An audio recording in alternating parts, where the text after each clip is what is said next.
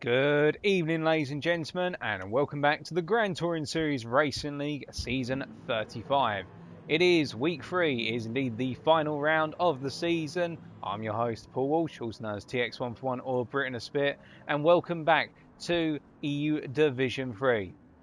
Now, it has been an absolute thriller so far this week, what with EU Division 1 being covered on Monday and EU Division 2 being covered on Tuesday. And whilst we're looking at our lower league guys today, they may be lower in the league in terms of overall pace compared to the other two leagues, but by far they're not lower in terms of the amount of action triggered. In fact, if EU Division 3 is anything to go by in terms of their performances in the last couple of rounds, then we should be expecting some absolute thrillers of showdowns today, because we have got a bunch of drivers here who are absolutely sensational when it comes to battling, and we've got a number of scores to be concluded in terms of in the driver's standings.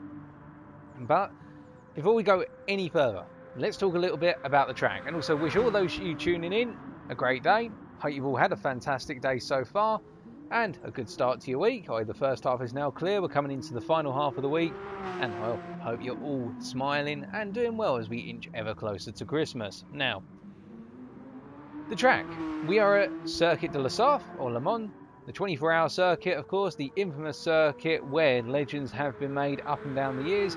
We have got Group C cars running around on the circuit, the Group C legends of Le Mans, none other than the Porsche 962C being the most dominant car that we've seen throughout the season, even in EU Division 3. But I'm sure we're going to see a variety of cars out on the circuit today, particularly what with the success of the Mazda 787B in EU Division 2, as we saw last time out, yesterday, and also the feature of the Mazda 787B in EU Division 1 on Monday. And we also can already see that we do have a Sauber Mercedes C9 running around the circuit, and there has been quite a bit of car variety within EU Division 3 by comparison with the other two divisions, so our drivers feeling more comfortable in particular cars. So, and let's tell you the story then. What has happened over the last 2 weeks, and where do we currently stand? Well, in the standings right now, you have Trousers of Doom. He is currently our driver's leader, i.e. our lead driver in the Drivers' Championship, sitting on a grand total of 98 points and doing very well for himself at this point, in the fact that he has been dominant in the last 2 rounds, completing the triple in both rounds. The triple being qualifying on pole, winning every race, just having the perfect evening and not dropping a single point, and that's why he's gained the maximum tally of 49 points from each round, whether it be at Largo Maggiore over in Italy or our first incursion into France being at St. Croix, and now he finds himself with one set of races to go to crown himself EU Division 3 champion. Now, from speaking to Trousers prior to tonight's event, he's hoping to complete the triple. He would love to do that. It'd be a great way to sign off the year for him. However, he feels a little bit nervous at La Sarthe. It's not a circuit he feels 100% comfortable with. He felt very comfortable at Largo Maggiore. He felt happy with his performance at St. Croix, although he did admit to me after the race that he felt initially his confidence wasn't all there, and it started to build over the course of race 1, and that's what led to him to start really dominating as we went to races 2 and 3. But here at La Sarthe, it's a bit of a different picture for him. The Brit is not feeling 100% so far, so we're going to have to wait and find out and see what he can achieve. Now, coming away from Trousers of Doom, who are chasing after him then in the Drivers' Championship? Well, firstly, we have the Portuguese driver, one of the fan favourites here of Vitor Knight, who is running in the Porsche 962C, much like Trousers here. Vitor sitting on 82 points, so a good 16 off of Trousers of Doom, and will need to have a fantastic set of results, much to the detriment of Trousers of Doom tonight, in order to overcome that deficit. Now, his round 1 saw him pick up 43.5 points, whereas his round 2 at St. Croix saw him pick up 38.5. And it wasn't because he had a bad night initially. Races 1 and 2 saw him pick up a P3 and a P2, and it was only in the 3rd race of the evening in round 2 where things started to go a bit downhill, with him picking up a total of 13.5 points for what was a 6th position, if we remember correctly. Now, with Vitor covered, and Vitor will be looking to do his utmost to close down on the others here tonight, what else is there to consider? Well, he hasn't really got a lot of space in the championship in terms of, whilst he's second at the moment, he is being chased feverishly by the Turkish driver of Furky the Viper, who, running the Sauber Mercedes C9 1989 tonight. Furky has shown that Sauber is a very strong car in his capable hands. He's on 78 points, so only 4 down on Vitor Knight in the championship standings right now for the drivers, and that means it could be between either of those two, if not a whole bunch of drivers, which we'll come on to, in terms of who's going to come second in the championship. His round 2 was very strong in the fact he picked up 40 points, a joint second best tally out of all the drivers, joint second best with the next driver will come to BSR Brightspark, and Furky really finding some momentum now, what with his best results being achieved in round number 2, what with 2 4th place finishes being backed up then by a 3rd place finish. So we wish Furky all the best, as we do all of our drivers tonight, and we've got to keep our eyes on the Turkish fellow here, because we can expect he's going to do very well. Now next up in terms of our standings then is one BSR Brightspark. The Porsche 962 driver, bringing the Porsche 962 for the 3rd time then, sitting on 77.5 points, ladies and gentlemen. So it's half a point between him and Furky the Viper in the battle for P3 in the driver's standings. And Brightspark really came alive. He showed a huge amount of potential. You could say his spark was aflame in round number 2, what the fact he picked up a great string of results, and the best one being a 2nd place in race number 1 of round 2, that being his best race result over the 2 rounds. Picking up 40 points, the same number of points as Furky the Viper, and the only driver who beat them in terms of points accrual was Trouser Doom. But Brightspark knows he has got the potential here to come second in these races, if not take the fight to Trousers Doom, as has Furky the Viper, as has Vitor Knight. But these guys have all found one another fighting each other throughout, and they'll be looking to try and avoid too much fighting, particularly with the slipstream orientated action down the Mulsanne Straight here. We'll then come over to the Dutchman of Jerry, our driver, who we are just going to find out on circuit. And here he is running in that lovely looking Marlboro livery 962C. Bringing out the 962 one last time. Jerry is currently sitting 5th in the standings on 76.5 points. So that's only 1.5 points off of 3rd. And this is how close it is for a place in the top 3 in the EU Division 3 Drivers' Championship. And Jerry, again, had a fantastic evening in round number 2, picking up 39.5 points with a strong set of results. His best result that evening being a 4th place in what's not a 4th place, my apologies, a 2nd place actually I should say in the 3rd race of the evening, picking up 19.5 points, and that being his best result of the season, beating his 3rd place in race 1 of round 1 at Lago Maggiore. Now, having covered our top 5, then you've got to go some way back to find the next driver in terms of the standings. And this is where it starts to open up a little bit. So we can see that we've got 5 drivers all in contention for the top 3, if not the overall championship win, assuming that Trouser Doom does not have a runaway night tonight. And then you've got to go quite a bit back to find our Dutch. Now, our Dutch, again, another Dutch individual from the Netherlands, currently sitting on a rather respectful tally of what is 55.5 points. Now, he hasn't had the best of runs this season, but he should not be discounted in the fact that he had his best result in round 1 of race 1 with a 2nd place, and then it sort of teetered on the brink and the inconsistency has come through with a retirement in round 1 race 3, and then in round number 2 in particular he had his best result in the final race of the evening, picking up a 4th place, which gave him 16.5 points, which has enabled him to pull away a little bit from the clutches of the drivers behind him, what of him being in P6 in the Drivers' Championship. You then got to go a further 11.5 points down, no, my apologies, 12 points down, I should clarify, to bump into one Mr. Hellcat. Now, Hellcat has been one of those drivers who's sort of been a bit of a pathfinder, a bit of a trailblazer on his own, always running the Nissan R92, and, well, Hellcat has really had a mixed bag of races. The R92 CP invoking a lot of understeer, but a huge amount of straight line potential. We'll be interested to see how he performs down the straights here today. Had his best result in round 2, race number 2, in the fact that he was able to pick up a 6th place, which was his best result so far in this season. And everybody's secretly rooting for Hellcat. I definitely am. He's the underdog here, and you can imagine he's looking just to try and get the best possible result in perhaps not the best car. But Hellcat is one of those drivers who you keep seeing him towards the rear of the pack on grid start, but he creeps up the field, and then it's the big question of how long can the Brit hold everybody off. So we wish him well as well. And he's only 1 point ahead of one McCall. Now, is McCall currently here? We can't see McCall in the paddock, alternatively out on circuit. We may be expecting McCall to turn up. We'll wait and find out. But if not, then no worries. That would be unfortunate, of course, because McCall's currently sitting P8 in the standings. So the drivers on 42.5 points. having had a reasonable night in round number 2, albeit not as strong as his round 1, picking up 20 points by comparison with the original 22.5. And he found a bit of momentum in race number 2 of round 2, but it never really kicked off for McCall, so it was a bit of a difficult evening for him. But whilst we're waiting for McCall to potentially turn up, the next driver we need to go to is one Edge, the Portuguese driver. Currently running around coming out the Mulsanne corner in the Porsche 962C, 1988 of course. Now Edge has been one of those drivers who's really yet to find a spark, if you will, in terms of getting the best possible results.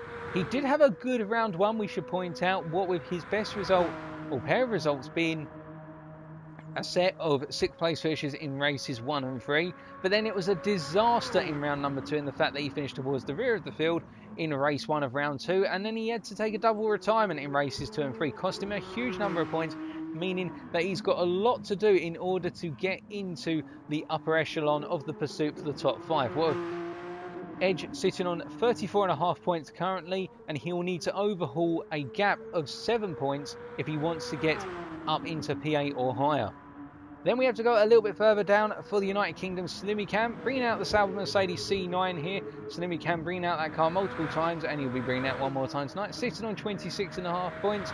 Again, playing with retirements in both round 1 and round 2, and he's been trying to make the best of it, and he picked up his best result of the season in race 1 of round 2, which was a 7th place finish in race number 1, 8 points, and he'll be looking to do his utmost today to creep away from any other drivers out there, and particularly one man in particular, the Dutchman of K2, who is currently coming onto the Mulsanne straight here in the Porsche 962. Now K2 has only taken part in round 1 so far. He wasn't able to make round 2 due to personal circumstances, and that means whilst he's sitting on 26 points at the moment, you can expect he's going to be going hell for leather in order to try and get up the field and get towards that top 5 in the top standings. Don't think it's going to be feasible for him to make his way into the top 5 in terms of driver standings, but he'll want to get as close as possible and wedge his way into, say, P6 or P7 there. And then our final driver in the overall standings is one Mr. Buster, who has just turned up in the paddock from what I'm hearing. Buster also being known by the name, well, he is known by the name of Buster out on circuit, as well as in the GTSRL community. We're just waiting for him to come out onto the circuit. We're just going to see if he has announced what car he'll be running. Not quite yet. But the story regarding Buster, as in fact he does get out there now, and we are going to be able to jump over to him. He's going to be running in the Sauber Mercedes C9, so bringing out the Sauber legend. Now Buster, in terms of where he currently sits in the standings, sitting on 24 points, only took part in round number 1, however we should clarify, and will be looking to try and beat his season best of what was a, correct me if I'm wrong here, a P7 in race 3 round number 1, because Buster will feel that he can make his way definitely up into the top 10 of the drivers' standings, if not try and creep towards P7, P8, round about that region. So that's how it currently sits in terms of the Drivers' Championship, and we say hello to Vincent Simmer and Robert DiMacchio, who are both in chat at the moment, messaging away. Hope you guys are having a good day. And of course, if you are watching on Twitch and you can see the chat, feel free to drop a message in and say hello. Don't be shy. Everybody's welcome. But now we're going to come a little bit over to the team standings. Now, in the team standings, it's a bit of an interesting one, not for the overall win in the team or the constructors, but definitely in terms of who is going to be coming second in the constructors at the end of tonight. Now, why do I say that? Well, for context at the moment, you have the combination of Vitor Knight and Jerry R. Driver, as Vitor spins out the Mulsanne corner there, giving us a lovely 720 degrees hummy spin and resetting the car controllably. Well caught that, man. Vitor and Jerry are currently sitting on 158.5 points for Team 5, and they have run away with the constructors in effect. What of them being 25.5 points ahead of Team 6, which consists of the combination of BSR's Bright Spark and also one, if I just double check my notes very quickly, one are Dutch, who is, and this combination of two drivers are currently sitting on that 133 points, but they're only, and I should point out here, Team 6 is only half a point ahead of the Team Trouser Reflex.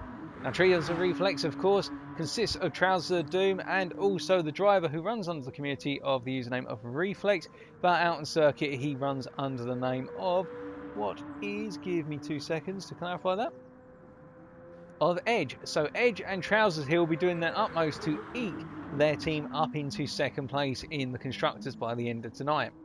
And then you've got to go some way to the next guys. P4 in the Constructors Championship, it's Team 4, the combination of Furky the Viper and Oli Sagas. But what we should point out is that Oli Sagas has not participated in rounds 1 or 2, and I believe he's not planning to participate in the round tonight. So what that will mean, within effect, is that, well, Furky the Viper has been carrying Team 4 to 4th place in the Constructors so far, and all those 78 points are down to this man. And the question will be, can he continue to perform as well as he has been to keep P4 in the championship versus Team 1, which consists of K2 and Hellcat, where these guys are currently sitting on 69.5 points and are trying their utmost to close down on P4 in the Constructors. And then you've got a little way to go to meet Team 2 in the Constructors, currently sitting P6 with 50.5 points. That is the combination of Buster and Slimmy Cam, those 50.5 points, and they'll be doing everything they can to creep towards Team 1 and try to snatch 5th place out of their hands in the Constructors, and also to make sure they don't get overlapped by McCall, we're still waiting to turn up. McCall running by himself in Team 7 with 42.5 points. So that's how the Constructors stands. So a lot of questions to be answered tonight with regards to 2nd place in the Constructors, and also 4th place, who's going to pull off 4th and 5th there. But that's our coverage, and that is the story thus far. And whilst we're waiting, and hello there to Martin, also known as Eclipse in the Twitch chat. Whilst we're waiting, we'll be getting our stock checks underway within the next couple of minutes. Those are all part of our standard procedure, of course, to make sure everybody can take off from the start-finish line. What can we expect tonight then? Well, one thing we do know is this. Trousers are doing, whilst he has been the dominant driver in the first 2 rounds, in round 2 what we saw was that Trousers was one of those drivers who effectively, he benefited from a lot of fighting behind him. Now, no discredit to him, to be fair, the Brit had very strong starts at each race at St. Croix. But in the opening lap, he found that the drivers behind him were putting pressure on, but in the end, and it was particularly the combination of Vitor Knight, Furky the Viper, and also BSR Brightspark, those guys continued to fight with one another, and the fighting got so intense that whilst they were enjoying the fighting, Trouser Doom was allowed to enjoy it in terms of just pulling off into the distance.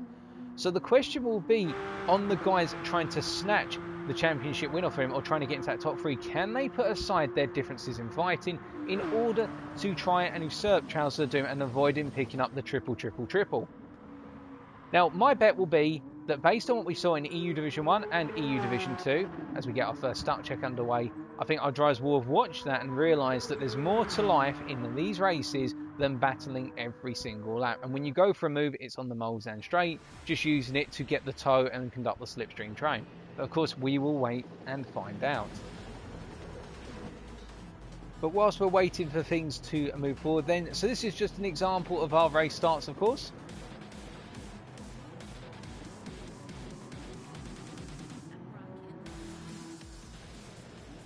And we'll just get an idea here as we move the camera towards the grid rather than that long back camera, because we like to see the action up close here. This will be time for our drivers to get a feel for that start procedure and make sure they know what their car is going to be like when they pull off the line, whether it's with traction control or not. And you can see, for example, there Slimmy Cam tried to jump the start. He just missed out on the perfect reaction time there, and that's what's led to him dropping back a bit. But all of our drivers are making it away relatively clean. It doesn't look as though anybody's got stuck coming up into the opening chicane, the Dunlop chicane, and everybody knocking into one another a little bit there, but they've all made it through relatively unscathed in terms of contact, and that is a successful opening stock check. So we'll just pull out there and flick back, and we'll bring out all the different cars that are being featured. But as I say, we are seeing a wonderful combination of Porsche 962Cs, 3 Sauber Mercedes C9s, and of course Hellcat Nissan R92 CP.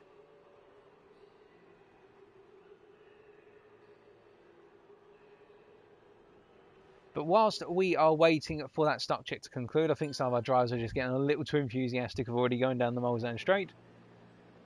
And hello to Gomez in the chat, and also to Optibun. Good to see you guys in here, and I hope you're both doing well.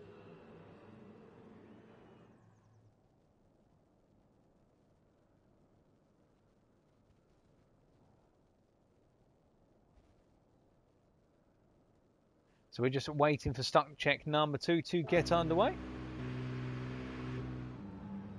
In the meantime, of course, we are going to be taking a look this time at Buster, who seems to have parked things off in the gravel and going nice and close to the cameras there. Buster, if you could stop the car.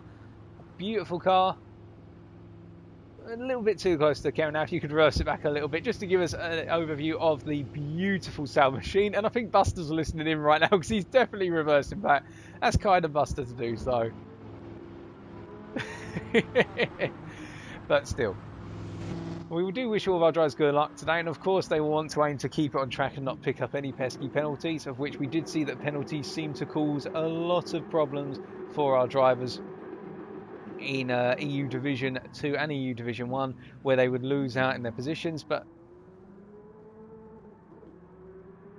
the thing about some of the situations in terms of those penalties is that because the slipstream zone is 2.25 seconds, so long as you're within the region of half a second of the driver you're chasing when you have to take, say, a half-second penalty, you just about fall back to 2 seconds off of that driver once you come off your penalty, and you can just about clutch onto the slipstream there. Any further back, however, as soon as you go in that 2.25 second window, that's exactly when the slipstream concludes, and that's when it gets difficult, because then if you find yourself without a slipstream partner, i.e. someone who you can keep trading places with, going down the Mulsanne straight, you end up in a world of hurt, because then you've got to do all the pace in the second half of the lap when all the straights start to fade away, and it's all about the handling characteristics and how confident you are through the corners. As we can see, K2 and Furky both lining up at the start of the Mulsanne straight after the initial king to practice some starts, and now they're going to get another practice start as we're going to be doing our second stock check of tonight.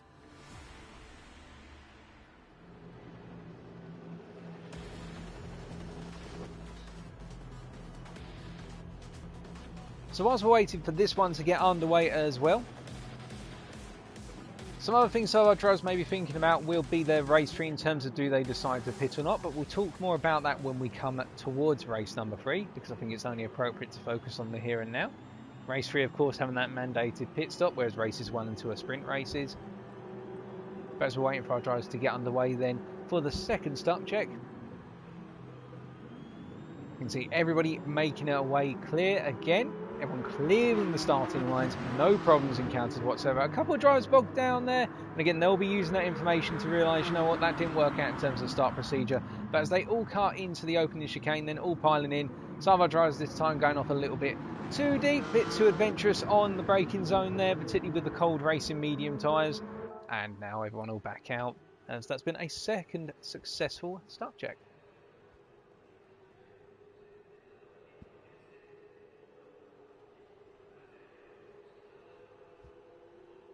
I'm just going to take a very quick sip of water, and you've approximately got 7 minutes before we get qualifying underway, ladies and gentlemen. So if you do need to go and make that cup of tea, go put some popcorn in the microwave oven. Alternatively, you want to grab yourself a snack or take a quick bathroom break, now's the time to do so. Because once things get underway, they'll be fast, they'll be furious, and you won't want to miss a second of it if EU Division 1 and EU Division 2 have been any indicator, and the fact that round 2 for the EU Division 3 guys was absolutely mental in terms of battling out on circuit. So we are just waiting in for a third and final start check potentially before we get qualifying underway. Qualifying starting at 8 o'clock Greenwich Mean Time in the evening, or UTC.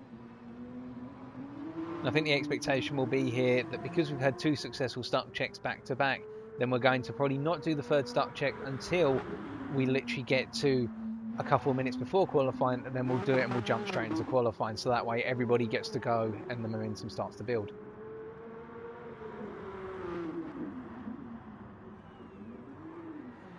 But then again, in terms of predictions, I think we could be due to see a new winner tonight. I do not think Trousers is going to have everything his own way here. And I say that simply because we've got the huge straights at this circuit, which means that Trousers will find himself, unless any crazy shenanigans happen at Tetra Rouge, for example, I think Trousers is going to find himself being caught up on the Mulsanne straight, particularly if the drivers behind him just decide not to fight it too heavily. But that's what it all comes down to here. As I said before, it is all down to that fighting. If we see a huge amount of fighting, particularly when our drivers go into the second half of the circuit, then Trousers can run this one to the distance. If not, however, it could be anybody's game, really.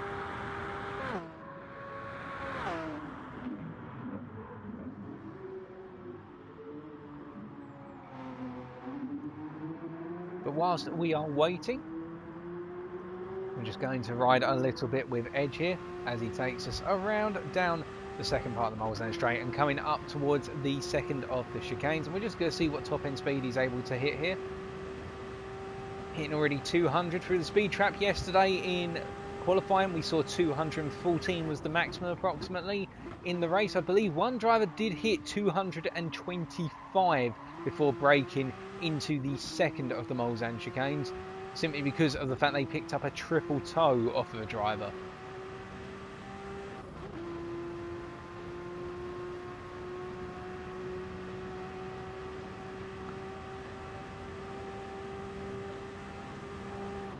And coming up into the Mulsanne corner, then you can see going a bit too late on the brakes there, carrying a lot of momentum. And that's one of the things for these Group C cars as well that some of our drivers have been caught out by over the course of this season, is the fact that once these cars go into a corner with too much momentum on, you can't get it stopped. Really trying to hammer the brake and turn the car in to slide it into the corner just does not work with these cars. They literally become a bullet when you get the braking wrong. When you lock up the brakes, you lock up the wheels, they just won't want to go. And one way around that, if you can see yourself you've gone a bit too deep on the brakes, is to actually just lift a little bit off the brake, a tiny bit initially. It will just release the wheels and then stamp the brake back down again, and it just helps with that retardation force on these cars rather than just simply putting the hammer in and hoping for the best.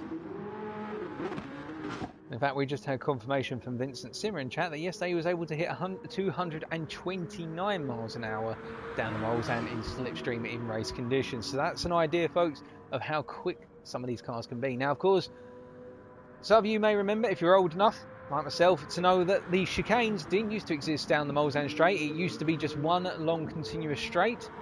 And the chicanes were put in for a number of reasons, one of the key ones being safety, because cars were getting faster and faster, where, well, to give you an example, we know that the Mazda 787B can hit a top speed approximately down that straight of about 226. We know that the Nissan, under balance of performance, can hit 232 down there without any tuning applied, and of course our drivers have got the option to apply their own tuning to these cars. But matter of fact is that cars were getting faster and faster down that straight, and there were a number of instances where, due to the aerodynamic flow and the amount of speed cars were carrying, cars started to take off down that straight. And one of the most infamous ones was Mark Webber's crash in the Mercedes CLK GTI, if I remember correctly, back in 1996, I want to say, where the car literally flew up into the air and off the circuit. And it is an absolutely horrific crash. It's amazing that Mark Webber did not come away with any life-changing injuries, as far as I'm aware, but don't quote me on that. But it was absolutely horrific. And that's the thing, that's why the chicanes were introduced. It was to cut away some of the speed. And I believe the chicanes were actually introduced before Mark Webber's crash, now that I think about it. I think they were introduced in 1991, I want to say. But I'm not 100% on that. I can't remember all the history with regards to this circuit. I'm not too brushed up on it.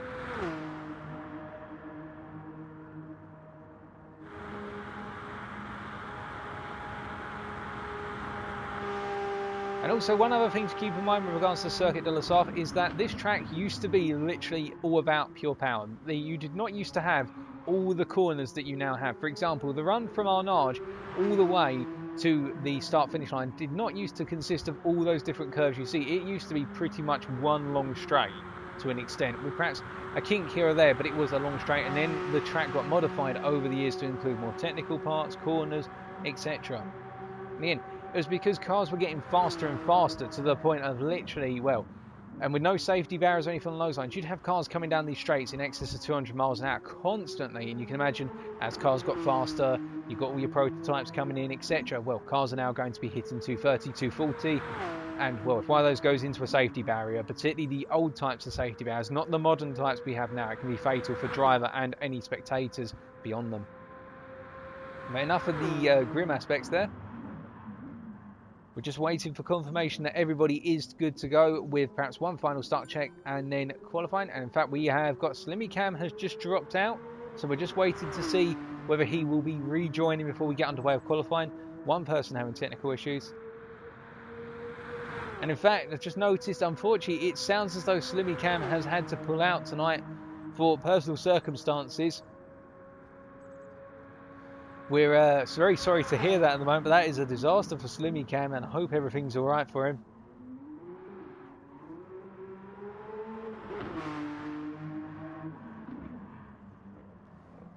We're just waiting for clarification on that situation, and then we're suspecting that qualifying will be getting underway.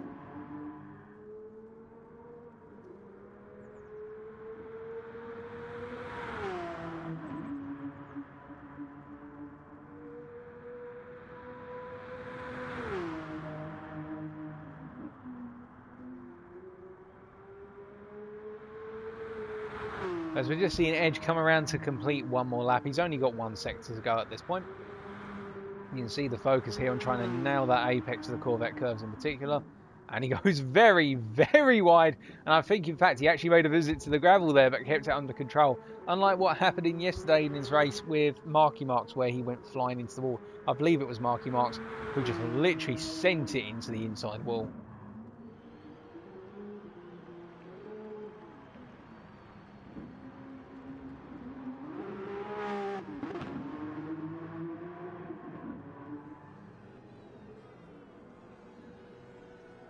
But really, we're just patiently waiting right now. You can see our drivers are practicing their starts on the grid there. We've got Buster just parked up. No, not parked up. We can see that Edge at this point is just parked up and waiting. And I think all of our drivers are just getting a little bit of a fever itch now. They're just wanting to get underway. We're just waiting, as I say, for the situation with Slimmy Cam to be clarified. And then we will be good to go.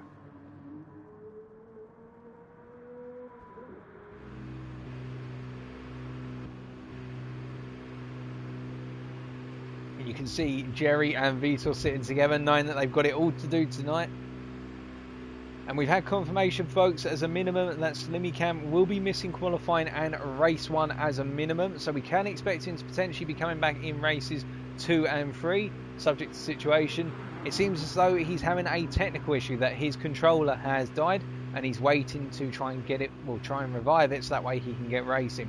So that's very unfortunate to hear, and I think everybody would agree with me right now. We've got our fingers crossed that Slimmy Cam can come back for races 2 and 3, at least race 3, but definitely race 2 would be preferable even sooner if he can, because his involvement in the battles for both the Drivers and the Constructors' Championship will be welcomed, particularly in the fact that working with Buster at the moment, so Team 2, they will be wanting to do their utmost to pull away from Team 7 and try to usurp Team 1 in the final standings. And Slimmy Cam, of course, is in a battle for potentially creeping into the top 10 here in terms of the driver standings by the end of the night.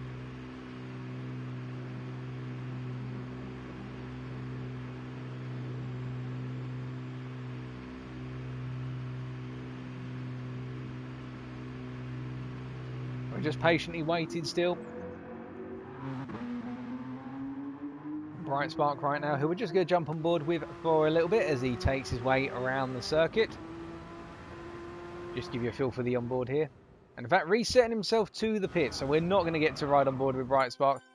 And there is a weather condition change, so I think we are due for one final start check, if that, and then we'll be underway with qualifying. We're just waiting to see.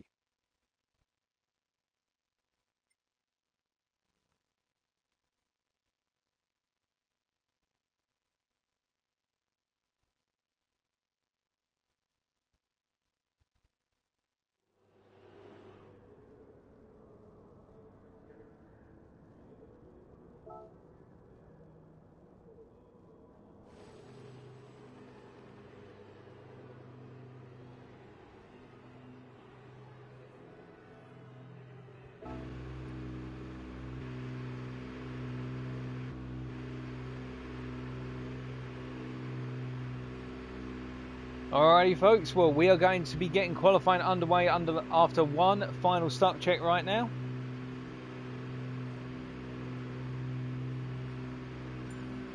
So here is your final start check, and then we'll be getting qualifying underway immediately. Sorry for the slight delay here, but we've just been trying to clarify the technical situation with Slimmy Cam, because we would like to ideally have all 11 of our participating drivers out on circuit tonight. So here we go then, the final start check, and then we're going to be seeing that 12-minute qualifying session coming at you fast and furious.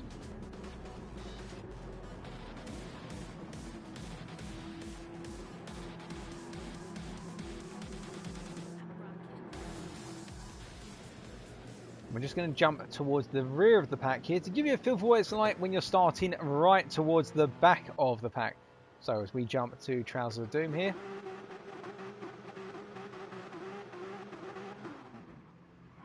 And you can see you've got to try and find your way between all of these different cars in front of you. Now, Trousers here hasn't had the best to start, so he actually finds himself quite far back as everyone else has got a pace advantage in the acceleration sequence.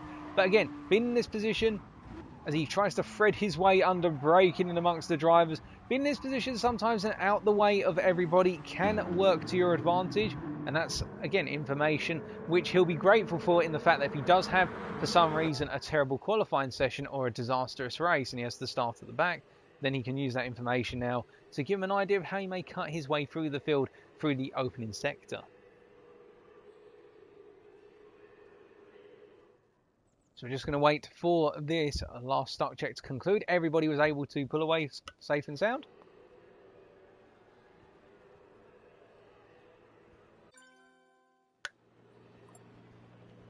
Alrighty, ladies and gentlemen, it is qualifying. We are go for our qualifying session.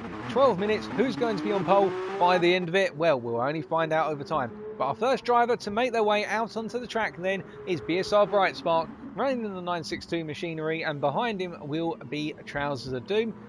And you can see already that Dutch and K2 are both trying to find themselves a little bit of space and trying to get into some semblance of order.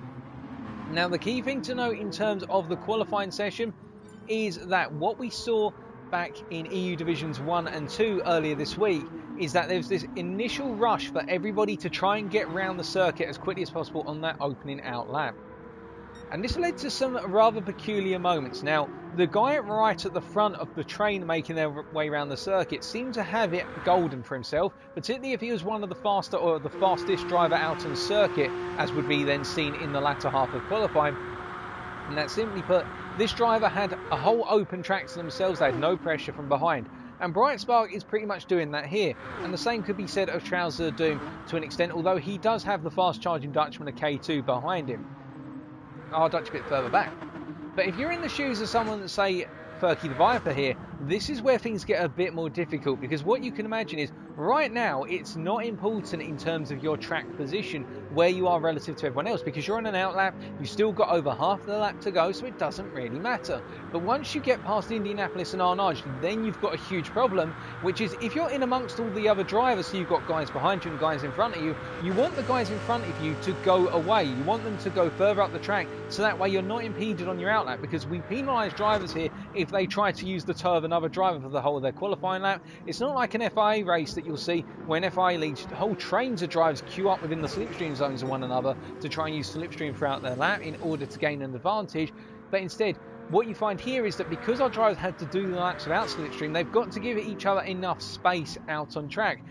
But the problem is the driver behind has to give the space because they're the one who would benefit. But in return, that means they've got to be conscious of the fact anybody who is behind them, well, it becomes difficult because anyone behind them queues up and there's this essential queuing effect which starts to get triggered. And you can see this already between Dutch and Ferky the Viper, whereby both drivers now are trying to go for it to an extent. But I think Dutch here is simply trying to hit the rev limiter, yeah, and he's backing out of it immediately, and he's been hitting the rev limiter before every upshift. He's been just sticking it on the rev limiter briefly, just to give himself enough space and to help burn a little bit of fuel out of the car. So Dutch being smart here, making sure he does not impede another driver and gives himself the space. Further back, another case here, the two Portuguese drivers, Edge and Vitor. You can see they're both trying to be very polite to one another. They're both trying to park up and get out of one another's way. And I think Vitor's got the signal now in the fact that Edge is saying to him, go Vitor, I don't want to be ahead of you. I want you to go past me. He probably thinks that Vitor will be faster than him and hence why he's done that. And then you've got quite a gap before you can see that Jerry Ardra and Buster are both coming out of the Mulsanne corner right now. And I'm happy to confirm, ladies and gentlemen, that Slimmy Cam is out on circuit. So he's got the technical issues out the way and he is going to be taking part in qualifying. But with qualifying now starting its opening fast laps, let's see what our lead driver out on circuit, BSR Brightspark, can do as we switch to the on-board with him. So, coming up into turn one then, is he going to use the full track limits here? No, he's not going to go beyond the white line. He initially stays clear of it and then cuts in a little bit. Coming down to the Dunlop chicane then, conscious of not hitting too much of the apex of turn 2, but really cutting turn 3 there. And I think that's going to be a penalty immediately for Brightspark. That looked like a huge cut. Oh, he's just got away with it, in fact, so he's going to be conscious of that, because I think if he was even a millimetre further to the right, that would have been a half-second penalty. But using the full track limits there, coming up into Tetra Rouge, and this isn't a bad opening sector, 31.1, not the fastest we've seen, and we can see, meanwhile, Trousers of Doom seemingly on a similar opening sector, but as they come through now, Trousers of Doom picked up a penalty there at Tetra Rouge, so that is his opening fast lap compromise. But meanwhile, Bright Spark coming down onto the Mulsanne straight then, and charging along here, coming up towards the first of the chicanes and breaking down just before the 100 board there. Getting it quite collected, but drifting under braking there. The rear end of that car seems to be snap oversteering quite a bit. But charging along, and for those, we've had a question in chat from Elliot suggest to ask, is Yaya racing in this one? No, he was racing in EU Division 1. We're looking at EU Division 3 tonight, but thank you for dropping by, Elliot. And if you are staying around to watch EU Division 3, all the best to do so. And I hope you're doing well. But we're coming back to Bright Spark here as he comes into the second of the Mulsanne chicanes then. Much more confident this time round in terms of getting through the chicane. And now charging through the kink before coming up into the Mulsanne corner. How will he nail it here? Will he get the brakes on perfectly, or will he go a bit deep or brake a bit too early? And we saw a lot of drivers making mistakes like that yesterday and also on Monday, where they simply broke at the wrong point and either end up cutting the corner too much or going too deep into the corner. And in fact, Bright Spark gets it relatively okay, misses the apex then, drifts beyond apex a little bit, but it's not too bad. A 156.8 at this point around the lap. Looking for a reasonable lap here. I get the feeling that our pole lap is going to be something along the lines of a 3:23. But we'll wait and find out as Bright Spark is now charging down the Gulf Straight and seeing what he can do. And coming into Indianapolis then, will he brake early or will he lift, or will he brake under rotation here? Lifting early, then braking in. That's one of the more controlled ways of doing Indianapolis. Not the most aggressive. And he picks up a half-second penalty, in fact, for cutting the entry curb into Indianapolis there. And that's something which you can get penalised for quite heavily. So this is not going to be a great lap from Bright Spark in terms of the overall time. He'll have lost already a second because of that half-second penalty, because he has to go through the re-acceleration. But as he's burnt that off and now coming up into the Porsche curves, can he nail these curves here? He's just going to come through. So coming into the first corner of the sequence then, the right-hander, not too bad there, pretty much tightened up very nicely, and now going through the double left-hander here before coming onto the Chevrolet curves, going a bit wide there and not able to get the car controlled into the right-hander, and that's going to compromise his line into left-hander, and you can see he's missed the apex significantly, run wide of apex there, and that's going to drop him about 2 to 3 temps as a minimum, and he's already shaken. I think he feels very irritated, Bright Spark, by this lap. He feels as though it started off very well, but it's gone very sideways following that, and coming through the Ford chicanes then, this is not going to be the best of laps, but it will be his opening marker, which is a 3:27.1. Behind him, Trousers of Doom, and missing the second of the Ford chicanes there, and this is going to be an aborted lap. And as he comes across then, he is currently sitting on what is a 3:30, and our best driver out on circuit at the moment is Furky the Viper, who's going to come across the line with a 3:26.0, a good opening lap by the Turkishman. Now we've got quite a way back before, hold on, we can see that somebody's gone off behind there, that's Hellcat, going wide out of the main Chevrolet left-hander there, and now we've got K2 coming into the opening Ford chicane, getting that quite nicely tucked up. He could have carried a bit more momentum perhaps, but still a very smooth line. And coming across then, this is a very slow lap, so I think he's had to clear himself some space. But behind him, Dutch is going to come across as well. These guys not setting indicative laps themselves here. And Vitor coming across with a 3:26.0, only 8 hundredths off of Furky there. So you can see already that Vitor contesting for that pole position, and Edge right now coming across here. I think Edge has had a bit of a disaster on that. That's a 3:30, which is not going to be close enough to contend for pole right now. And Jerry R. driver, what can the Dutchman do here? Coming into the Ford chicanes, this does look a little bit off the pace, to be honest with you. I think this is going to be somewhere in the region of 3:28 as he's coming through then, 3:25, 3:26. I think it's actually going to be a 3:27, my apologies. It is a 3:27.0, so that's 1 second down, but that's not a bad lap from the Dutchman there, and that puts him in a provisional P3 immediately. And then we've still got 2 more drivers to come through here. Slimmy Cam and then Buster. Slimmy Cam will be the first of the pair. We see that Slimmy, whilst it's not going to be incredibly fast, it's going to be a 3:32.4 4, so not too bad. And then last of our drivers coming through right now is Buster, who I believe had to slow down at some point on the lap or got it wrong, because that's well off the target lap pace from what we understand. So then, after one round of laps, it is Furky the Viper who set the provisional pole lap of 3:26.0. But I think Vitor, the driver who we're looking at right now, will be looking to best that. And also do keep in mind that multiple drivers had to abort their opening fast laps, such as Brightspark. Well, not Brightspark, no, my apologies. He did take the penalty, and with that penalty, I think Brightspark would have been on pole. For the provisional pole, that is. But Trouser of Doom had to abort his lap. That 3:29.9 I think is not indicative of his overall pace right now, particularly with the penalty through Tetrarouge. And Edge was in a similar situation. We had Slimmy Cam, who with that 3:32 wasn't too bad, but then K2 currently sitting on that 3:43.2, which is well off the expected pace here. But we're going to look forward, as K2 is definitely improving, and you can see that Hellcat and Vita are in a bit of a situation, and they've come together here at the Mulsanne corner. Now, Hellcat has aborted completely, but Vitor had to cut the curb there coming into the corner, so he'll feel as though he was inconvenienced a bit, but he's still going to have one more lap if he's able to get around without any mistakes. So I don't think it's going to cause too many problems here. But looking up towards the front of our pack then, running around right now, you can see that the next lap will be set by BSR Brightspark. Now, can he improve on his 3:27? We're going to wait and find out here. Can he nail the final two chicanes and essentially jump up into what should be pole for him at this time? One more chicane to go, not carrying too much momentum in there, and as he comes across the line, this is looking fast. I think it's going to be a 3:25. It was a 3:26.0, which puts him 200ths off of pole, and Trousers of Doom behind him. Trousers currently on a personal best, but this is not going to be enough for provisional pole, a 3:27.7, so he's closing up to the leaders here as Edge gets it all sorts of wrong out of Arnage. And meanwhile, well, looking around here, we've got Brightspark who's going on to his final lap, and we can see that Furky did not improve at 9 tenths down on his previous lap as Vitor is charging around, and we can see that Jerry, our driver at the moment, is listed as being the fastest man on the circuit, so we will keep our eyes out for him as we jump through our different drivers here. K2 being the next driver to come across the line to complete another qualifying lap. This is looking very strong from K2, and it is a 3:25.999. He couldn't get it any better to the emergency numbers of the United Kingdom than that, and that is only a 100th faster than Furky the Viper, but that is setting a pace right now as Buster is still coming through. Hellcat is coming through here, but he did have that off at the midpoint of the lap, so this lap is not going to be indicative, I do not think, as all of our drivers are coming towards the end of their second round of laps. Then we're just hopping through to see who is still yet to complete their second lap. It is Edge, who sets a 3:35, which is not an improvement. And then we've got Slimmy Cam coming to the end then. I think Slimmy Cam is actually going to miss out on doing a fourth qualifying lap here. He's not going to have enough time, so he'll be the first driver to complete their qualifying session. So he's coming through into the Chevrolet curves then.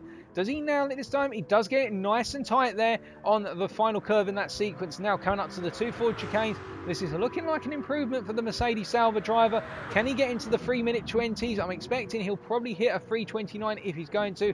Bit slow there coming into the first of four chicanes. And in fact, I think this is going to be a 3-minute 30. It's just going to miss out on the 3:20s, and it is a 3:31, but still an improvement by 1.2 seconds. And that is his qualifying session done and dusted. As we see, Buster on a personal best has hit a penalty, and that means that he is not going to improve massively on this lap. And I think Buster has essentially relegated himself to what is, well, P10 so far, provisional P10, but only 6 thousandths faster than Hellcat, who is on another lap right now. So we'll wait and find out who is going to be right at the back.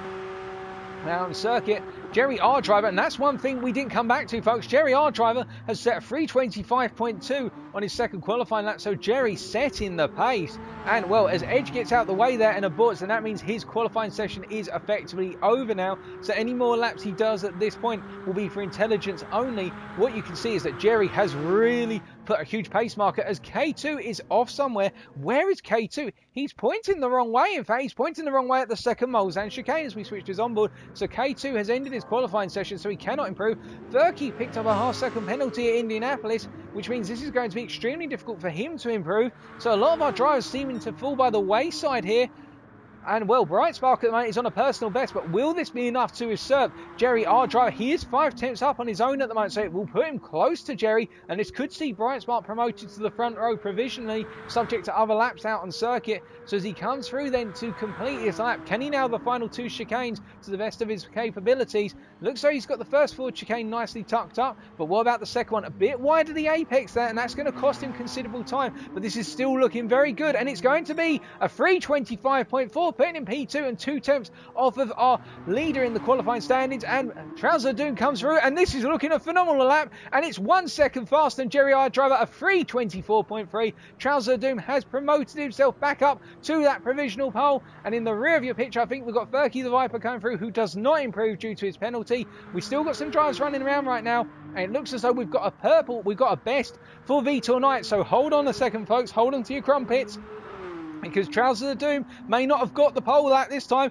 Can Vitor nail it? It's just a couple more corners to go. Can the Portuguese get himself onto that front row, and more importantly ahead of Trousers going into race number 1? Coming into the first of the 4 chicanes then, gets it nice on the brakes there, you can see carrying a lot of momentum and riding the curbs, and he does the same for the second of the chicanes. Now just the acceleration to the line, it looks very planted, and it's going to be a 3:25.0, so losing out in that final sector, but still that puts him on the front row alongside Trousers, and we've only got, I don't think we've got anybody, well, we've got a couple more drivers. I should excuse myself there. We've got Hellcat struggling his way through here and right in the way, unfortunately, of another driver, but they're both on hot laps here, as we can see that Hellcat has improved to a 3:33.6, and then the final driver to come across the line was, well, I think it was our Dutch. We're just hopping through all of our different drivers right now.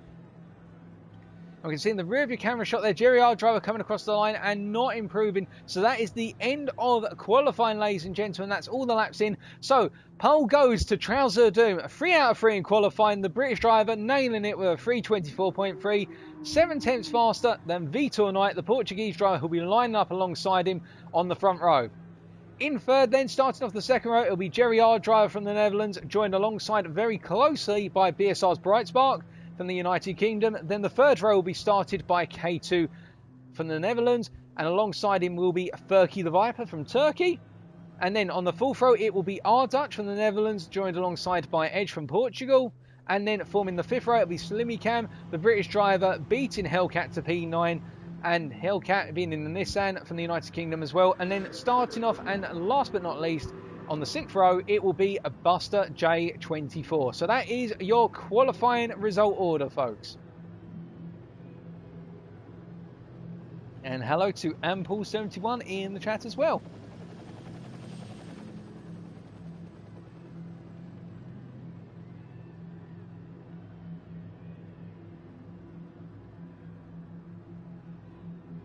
But that is qualifying, and what can we tell from qualifying? Well, it seems as though Trouser Doom was able to put it together with the final lap where it really mattered.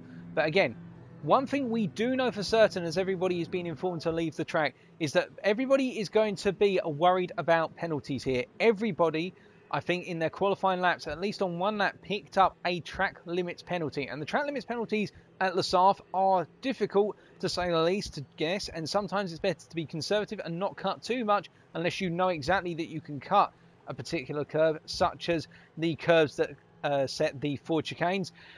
But with everybody subject to a penalty, I think you could see, for example, somebody such as Trouser Doom pick up that half-second penalty for cutting turn 3, the second apex of the Dunlop chicane, and that will pull them right back into the mix once they go on that opening Mulsanne straight. So there's no indicator here to say that Trousers are going to run away from it, and we have got a very tightly contested P2 to P5 between Vitor Knight, Jerry R. Driver, BSR Bright Spark, K2, well, sorry, actually I should say, between all those drivers, plus also Ferky the Viper, all those drivers being very close to one another. And I think really it could be anybody's guess in terms of who's going to come home on the podium here. So whilst we're waiting then to get underway with a rather gratuitous camera glitch, we're going to be getting underway with race number 1 very shortly. Everybody is good to go.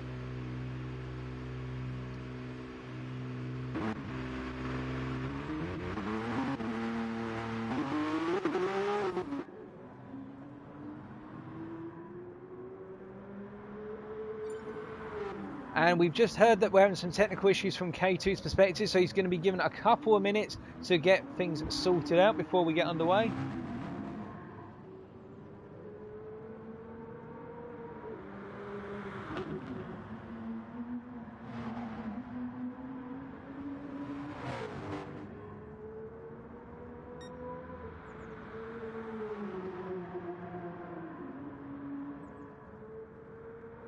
We're just waiting for K2 to rejoin in, and it will be race number 1 coming at you hard and fast.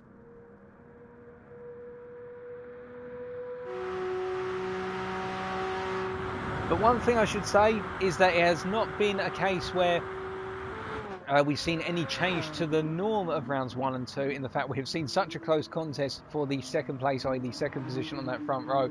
Trousers has been the one who set the pace, but here, given how close it is between all of our drivers, I think we could be seeing some thrilling battles, particularly down the straights.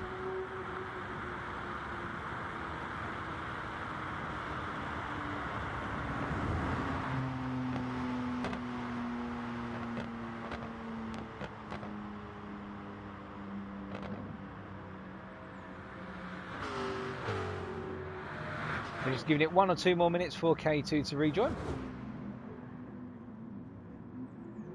Now, if you haven't already, now is the time to very quickly run and go grab yourself a cup of water. Alternatively, have that very quick hop to the toilet, because you can see K2 has rejoined. So we're expecting that race number 1 will be getting underway within probably the next 1 to 2 minutes.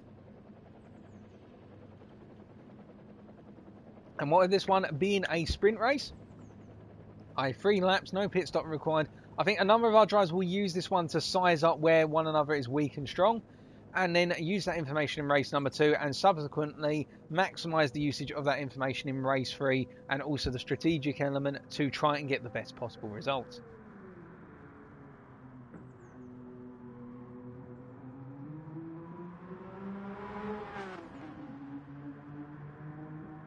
As our Dutch just parked at the second of the 2 miles down straight chicanes. And just parking there. When you're asking the marshals there to take a look at the car, perhaps also just saying to hey, have a look at some of the sponsors if you want to invest in some of the sponsors, particularly join the GTSRL Discord. Well, you never know why those guys might want to. So you can see Furky getting it all sorts of wrong there, coming out of Arnage and now coming onto the run to the Porsche curves.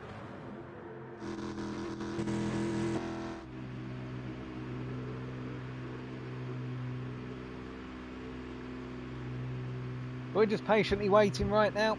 As you can see, Edge is doing the same, and really being in this situation, it can be one of the most aggravating things when you've done qualifying and then you're waiting for the race to get underway and you know there's just that minor delay because something's happened off circuit, and you're just waiting, you're just itching to get going.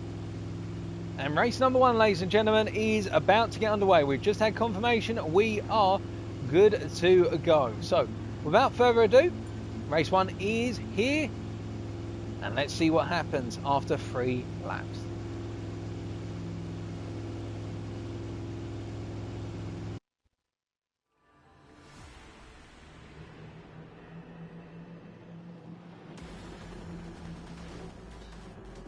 So on the right of your picture will be Trousers of Doom on the front row. On the left of your picture will be Vitor Knight, the Portuguese driver. Behind them, Jerry R. Driver and BSR Brightspot. Behind them, K2 and Furky the Viper. Keep your eyes out for all 6 of those guys. They're all going to be fighting for that race win, we suspect. As we jump to the close-up camera then.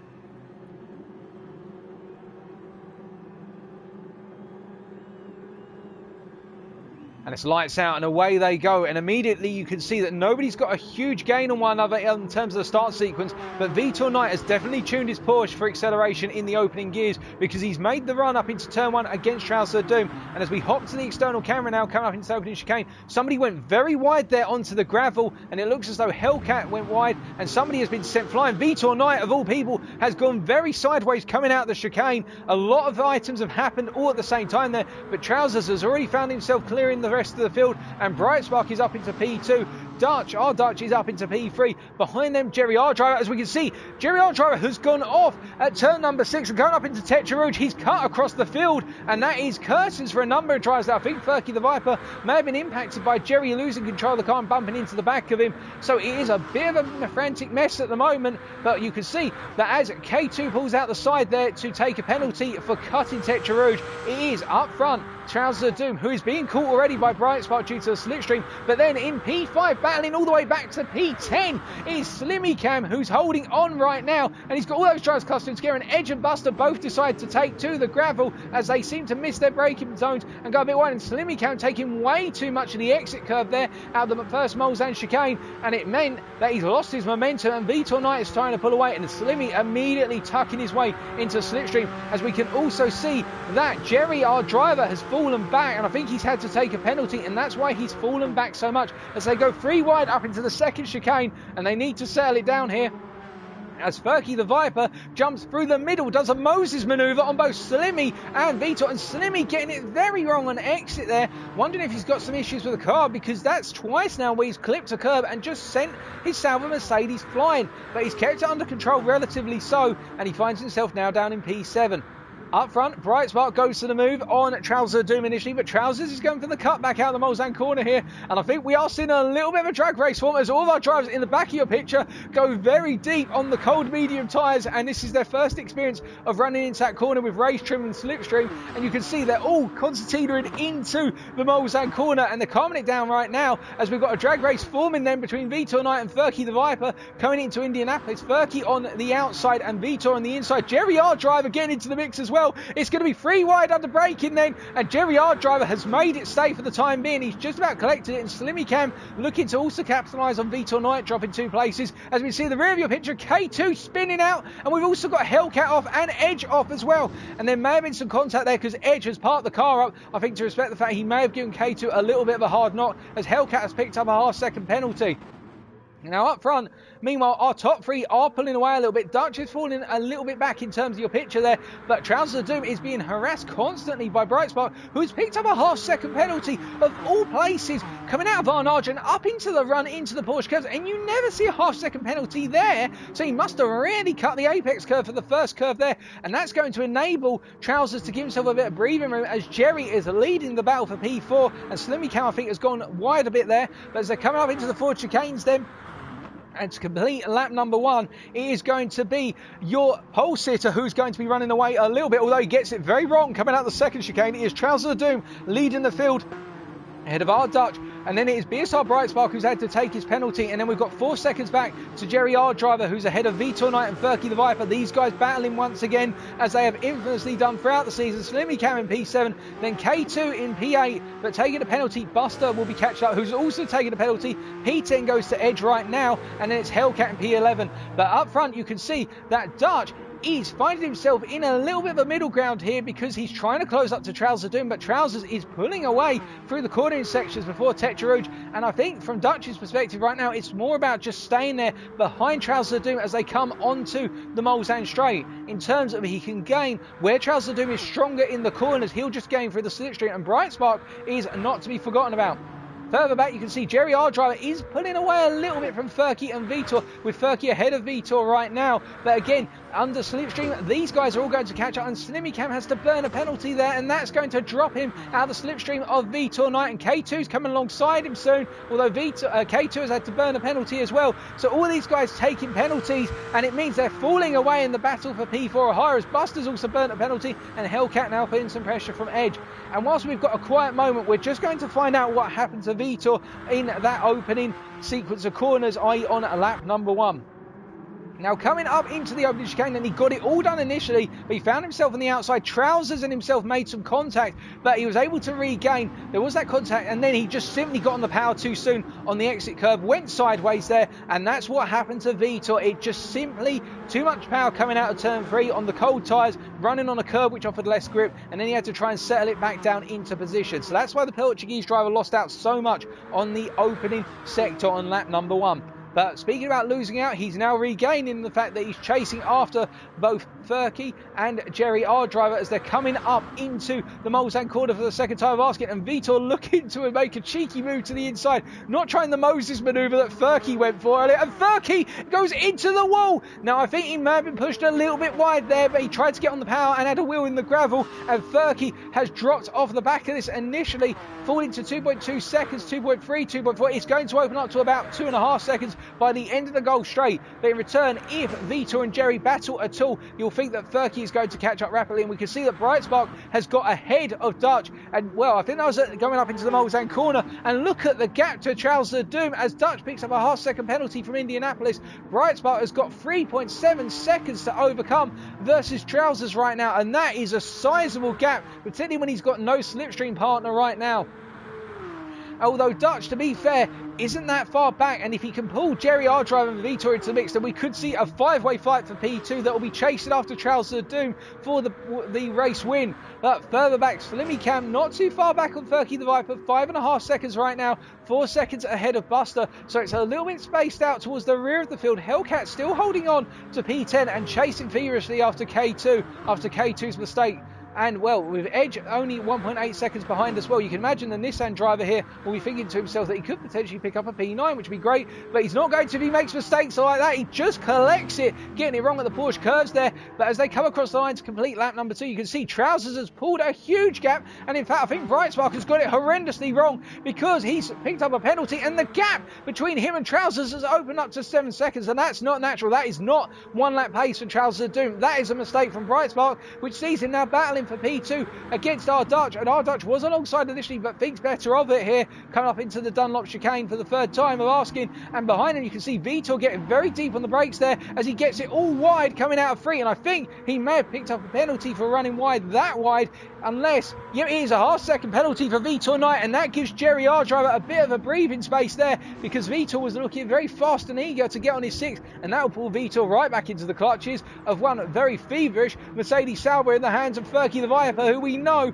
loves battling with Vitor Knight. And behind them, Slimmy Cam going wide, coming up into Tetra Rouge, gets it under control here, but those tyres are going to be concreted in dirt, and he's missed the apex curve on he's missed the exit curve there, and that's going to be a half-second penalty potentially to compound his woes. And behind them, Buster right now in P8 and being chased down by K2, and we can see that Edge has managed to get past Hellcat, and I think Hellcat has gone wrong somewhere on the circuit because he's that far back.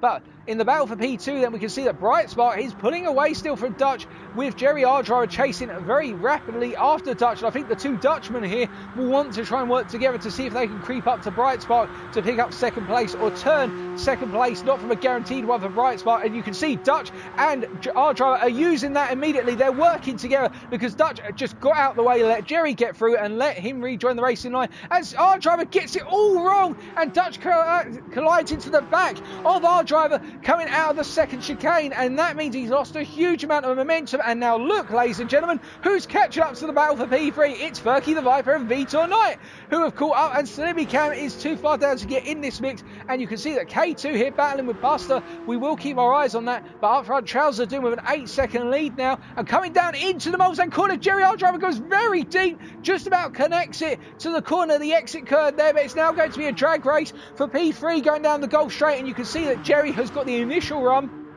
but Dutch will be coming back strong, and it's going to be a four-way battle because Furky the Viper and Vitor Knight are right in this mix now, and Furky going for the move on the inside of the second kink before the break-ins over Indianapolis, and he's got a huge amount of momentum. They're free wide coming into Indianapolis, and Jerry Ardro holds it in the middle, and it means that he's going to hold on to third, and Furky finds himself jumping up into fourth, and behind them Dutch feeling some huge pressure from Vitor Knight right now. Will Furky go for the move into Arnage? No, he thinks better of it. He takes the defensive line. Our driver gets it wrong on exit, getting a little bit of snap oversteer there whilst going on the power, and it means that Furky has got up into P3, but can he hold on at this point? As you can see, Vitor Knight is breathing all over the back of the two Dutchmen here, and he pulls out immediately. He's going to go for the inside line into the opening Porsche curve here, and Dutch tries to hold on to the outside, and Jerry, our driver, goes very deep there, and I'm wondering what's happened because that does not look natural. He's just simply gone off.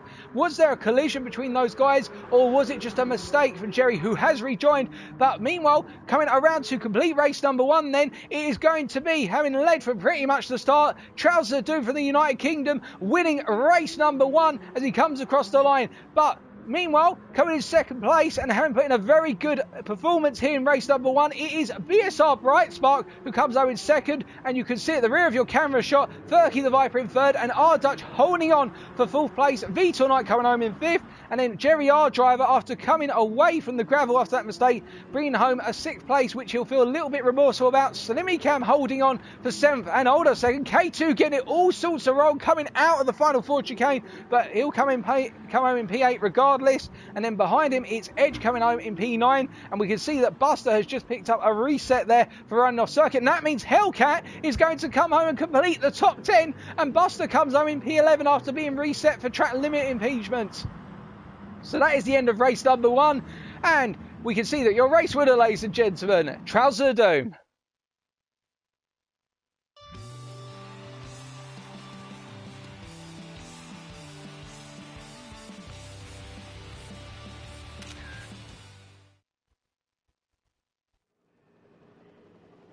Well, that was a great opener to tonight's races, and we're just going to bring up those race results to confirm. So Trouser Doom there, taking the win by 8.5 seconds over BSR Brightspark, but it should be pointed out that Trouser Doom did not have it all his own way to begin with, in the fact that going out into a Dunlop chicane, Vitor Knight had the better run off the line, and it seems as though a number of our drivers have built their opening gears better than Trouser Doom has for the straight line acceleration in terms of the race start. However, Trouser Doom kept it together and made it count in the end, brought it home.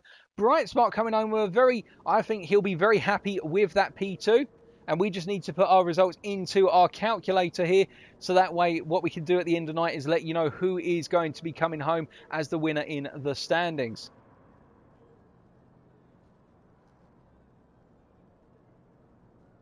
So give us 2 seconds, folks. We're just putting in everybody's points right now.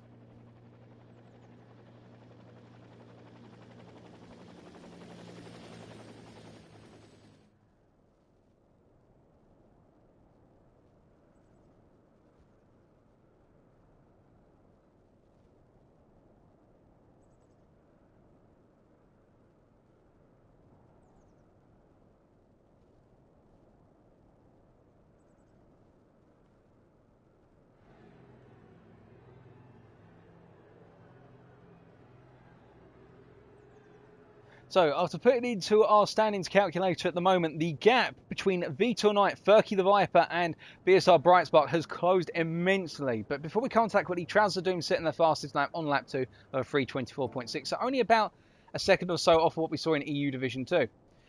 But then in terms of standings, so after one race, with all that action, the fact that BSR Brightspark was able to pick up 13 points there puts him on 90.5 points, which means he has jumped ahead of Furky the Viper by half a point at this point.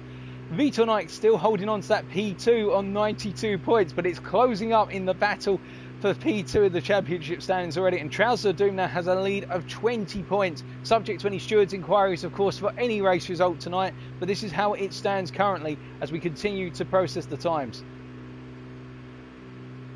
But what a great opener.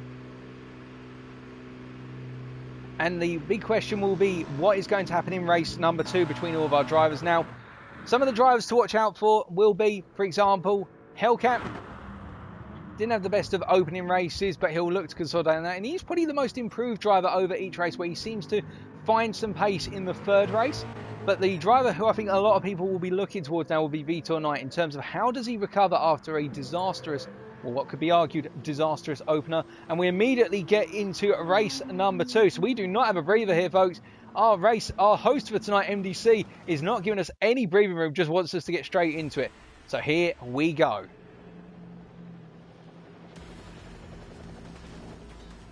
So, race number 2 is about to get underway. On the right of your picture, Trouser Doom on pole. On the left, BSR Brightspark. Behind them, Furky the Viper and R Dutch. And behind them, Vitor Knight and Jerry R Driver. All 6 drivers in contention for the race win. But keep your eyes in particular on Vitor Knight, who'll be looking to gain as many positions as possible, starting in P5.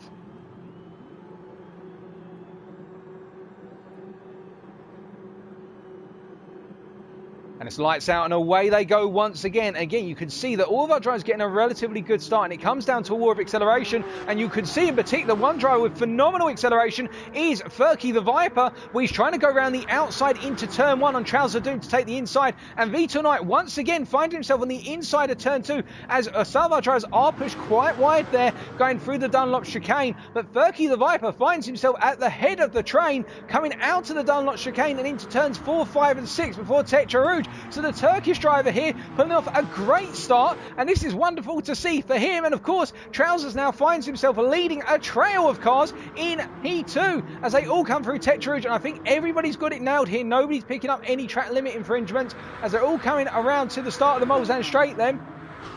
It is Furky the Viper who's going to be leading everybody down, but look how close everybody is this time. They're so much closer than they were in race number 1, and our Dutch and Jerry R driver working together immediately to try and get past Brightspark, and Brightspark has lost out the most in terms of our top 6 as Furky is holding on for now. As we can see, Jerry R driver and our Dutch both going very deep there, coming out of the first Mulsanne chicane, and that's enabling both Edge and Slimmy Cam to creep through as Edge gets pushed in a little bit, and Slimmy Cam finds himself up into P6. Now, back towards the front, meanwhile, you can see that Vitor chasing after Furky at the moment, but this is a trade in terms of slipstream. This is not an overtake because of pace, and it's simply as they come up into the second chicane that Vitor now takes the race lead, and they're fighting with Furky here. You can imagine that Trousers does not want this because he's also got K2. And speaking of drivers who jumped 3 places at the start, K2 has moved all the way up into P5 and is right in the fight for the race win right now. He's going for it, and Furky going back on the offensive already. And I think this is premature from Furky, surely, because this is only lap number 1. But you can see they're already all trying to nip and tuck in and once one out. And Vitor goes deep and misses the Mulsanne corner. And all of our drivers, in fact, go very deep. The first driver who nails it was Slimmy Cam there, and that means he's gained into P5, and Vitor Knight has gone off there, and that's a disaster for Vitor, and he finds himself all the way down in P9. So this opens things up, and Brightspark is now up into the lead. As we can see that Brightspark is fighting already with Furky the Viper, and Furky, I think he feels as they go into Indianapolis, and Brightspark turns into Furky but still holds on because he has the inside, and K2 can't go in, and Trouser Doom goes wide, as does Slimmy Cam, and this is disastrous for Trouser Doom. But up front, it means that Brightspark is now leading the field away, and we see for the first time Trouser Doom make a mistake, and he's made another mistake at Arnage, and he's falling further back to P8 right now, and it's going to be a huge recovery effort if he wants to get into the top 5 in this race. And we're hearing there may have been quite an incident down at the Mulsanne corner here, but that'll be investigated after the race, of course. But Jerry R driver did not benefit from what happened to Vitor Knight. In fact, he found himself impeded a little bit from what I'm hearing, and he's now chasing after our leaders. He's not out of the slipstream zone, though, ladies and gentlemen, at 1.3 seconds down on our Dutch and only 3 seconds down on our race leader. So you can imagine he will be able to close up here, and we're going to expect Jerry R driver to be really going for it. Now, Slimmy Cam, meanwhile, as we can see in the rear of your picture, Buster going wide there out of the Porsche curves, and Trouser Doom had to back off a little bit. Buster will receive a penalty for running so wide, but as they complete lap number 1, it is Brightspark ahead of K2 Khan, followed by Furky the Viper, then our Dutch as they're battling Jerry R driver in P5, Slimmy Cam in P6, and when we've got Buster in P7, Trouser Doom in P8, Vitor Knight in P9, Edge in P10, and then it's Hellcat quite a way back in P11. But coming back towards our front, you can see that Furky the Viper has got ahead of K2 going up into the Dunlop chicane there, and we're just going to quickly flick back on the replay for you to see how that played out. And I think what it was, well, Furky got it done in the drag race up into the corner there, so he'd already got it done, and then our Dutch tried to get the move. He went for the outside to inside, but K2 Khan just simply had him on the brakes. So it's chop and change. As you can see, our Dutch has gone wide out of Tetrage. Now that is definitely going to be at least a 1 second penalty if you run that wide out of Tetrage. Yep, 1 second penalty, we've called it, and that means our Dutch will now be dropping away from our race leaders. But up front, Brightspark is only half a second ahead of K2, and that is closing down rapidly. Furky the Viper still chasing. Jerry R driver is still in the mix as well, and Dutch is just holding on to the slipstream right now, and Slimmy Cam's just a little bit out of reach, but you can imagine he will try to close up as Trouser Doom is charging after him and starting that recovery drive as Buster gets it very wrong and almost takes out Trouser Doom under braking into the Mulsanne chicane number 1, and Buster just dodging our championship leader there as Vitor Knight comes through to gain 8 at the expense of Buster's mistake. But that was near fatal for Trouser Doom there, and I think Buster just simply got it too deep and too late on the brakes, as we can see Brightspark and K2 right now closed out, and Brightspark has gone wide out of the second chicane, and he's taken to the escape road initially, but I think that could be subject to a penalty because of the track limits. And now we find that K2, for the first time tonight, is up into the lead. And that's a rare occurrence from K2, piecing it together, it would seem, after what was a very difficult race number one for the Dutchman. But Brightspark did not pick up a penalty. It was deemed that he did slow down enough after running off. And he's going for the move into the Mulsanne corner. And you can see that by doing the move, he's actually made K2 go a bit deep into the corner. No contact between the drivers, but K2 simply gave a bit more space than perhaps he needed to. And our Dutch is just outside of the slipstream for our top four. And our top four are all coming down into Indianapolis now, and you can see they're going to go 3 wide through the second keep before settling down into an order here. But Brightspark is feeling some pressure, and Furky is going to try and go around the outside to inside here, and I don't think it's going to work as K2 has to stamp on the anchors early to avoid crashing into the back of Furky. These guys are running it very close, nose to tail, and with 3 Dutchmen all in the top 5 right now, they're all wanting to get on that podium as Brightspark goes deep, and Furky gets it wrong and clips K2 Khan there. And there was nowhere K2 could go. He had to literally try and back out of it and hold it together as Furky ran off onto the AstroTurf coming out of our nudge. And that's meant that K2 has dropped back a little bit, and he'll be aggrieved by that. But what he'll be happy about is the fact that he hasn't dropped out of that battle for the race lead. And Slimmy Cam still doing very well in P6 and 5 seconds ahead of Trouser Doom, who's still fighting with Buster. And I think Trousers has made a mistake somewhere because he's dropped back massively, and Vitor Knight is now after him. But up front, we can see that it is spacing out a little bit through the Corvette curves right now as they come into the forward chicane. But, well, in terms of that battle for the race lead, it could be any one of 5 drivers, and Slimmy Cam doing very well just to simply hold on to the back of P6 right now as Trouser Doom takes the move on Buster coming out of the Chevrolet curves there and makes his way back up into P7. And behind them, you've still got Vitor Knight closing up on these guys as our race leaders come across the line then to start the final lap. And you can see that Jerry Ardriver is now ahead. What has happened to Brightspark? He's dropped all the way back. Let's find out. So Brightspark picked up a half-second penalty, and did he just simply take the penalty and that's where he lost it? He must have picked that up for a track limit infringement in terms of the opening forward chicane, and that's why he's dropped back so much, because of track limits, and he finds himself now back in P4. And Slimmy Cam, meanwhile, in P6 has picked up a penalty, but I think he's got enough space not to worry about Trouser Doom. But it's all going to come down to our top 3 for the time being then in that battle for the race win, and it's 2 Dutchmen and a Turkishman all going for it, hammer and tongs at this point. Jerry Ardriver leading this pack at the moment, but K2 all over the back of him, and this is going to mean a huge amount to K2, because K2 has had such bad luck and such inconsistency, particularly in round number 2 at St. Croix. He'll want to get the win to prove to himself and reaffirm to himself that he can pick up race wins. But as they come down to the first chicane then, K2 takes a sniff to the inside, but he doesn't get it done, and you can see Dutch and Brightspark. Dutch goes a bit too deep then, Brightspark gets past, and as they go into the second acceleration zone, K2 is starting to gain once again, and in the rear of your shot you've got Brightspark who's chasing after these guys and slowly losing out on them because of the fact Furky's got the triple toe.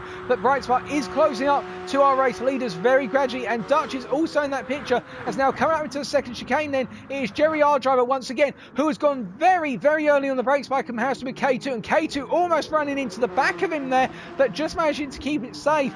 And you can see that Furky is just holding off now. I think Furky is sizing these guys up, and he's going to go for the move up towards Indianapolis. He's looking for that double toe, and he'll want to slingshot his way past the pair of them before they come to that braking zone at Indianapolis. And K2 going for the move or looking for it, but he can't find the inside there as Jerry is wiggling around, and K2 goes for the wide there. He's trying to get the acceleration. He's going to go for the top speed run here, and Furky the Viper behind them is also looking to do a similar tactic. So who is going to emerge victorious as they come up into Indianapolis? It's anyone's guess at this point, as you can see that Furky is fighting with K2, and K2 is already defending against Furky. He's more concerned about Furky at this point than he is Jerry Ardriver, and I think K2 probably feels that he can beat Jerry in the final couple of corners as there's contact between K2 and Jerry. We saw that, and K2's had to back out as Furky as they come through Indianapolis. Then it is still Jerry in the lead right now, but Brightspark is right on the back of this, as is our Dutch.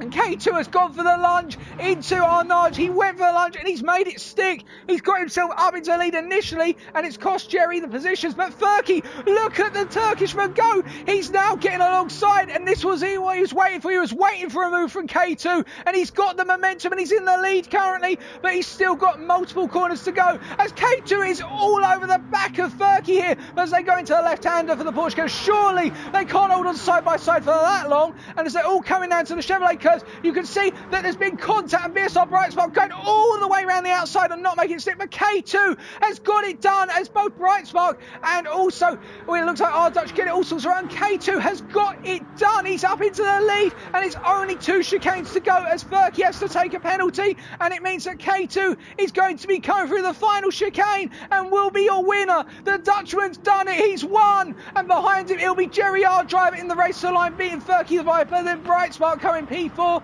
and in the rear of your camera shot, our Dutch going home in a lonesome P5, and Slimmy Cam holding on to P6 despite increased pressure from Trouser Doom, who comes home in P7. And then behind them, it's Vitor Knight, who fell off the back and has only got Buster a little bit behind, but Vitor is going to come across the line in P8, and behind him, Buster comes home in a rather graceful P9, and then you've got 18.5 seconds back to Edge, who's going to be bringing us home in the top 10. The Portuguese driver coming through the final set of chicanes right now. And as he comes through the final chicane, picking up a 1 second penalty for his troubles, he's not going to worry too much about burning that one. And then it will be the last of our running drivers, the Hellcat, as he brings himself through the chicanes, picking up a penalty, I think, for cutting the first part of that final chicane. Yep, 1 second penalty picked up. And as he spins across the line here, just needs to reverse across, completes the order. And there's your standings, ladies and gentlemen. So a different winner in race in EU Division 3, and it's going to be K2 from the Netherlands.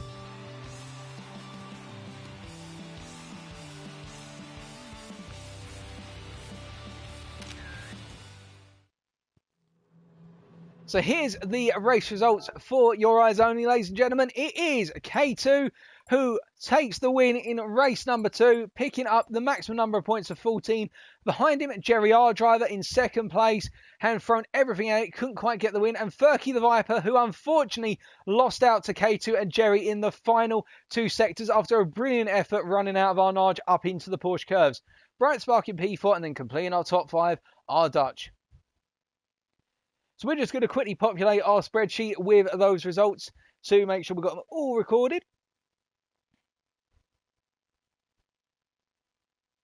And that's K2's best result of the season so far. And I think Jerry R driver will be very happy with that result as well. One of his best, if not the best, of his season. And Furky being consistent, picking up 2 P3s now tonight.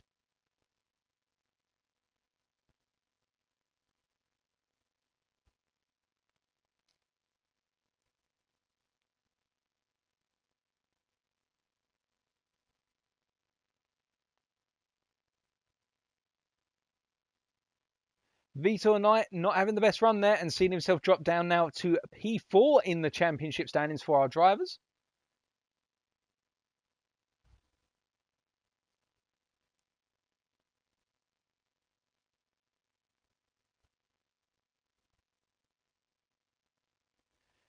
So after putting everything into our table, we're just going to take a quick sip of water simply because we're going to need it. Jerry R driver there with the fastest lap of a 3:25.0 on lap number 2. As we switch over to our final time for today, and we also change the distance to 6 laps for the endurance race.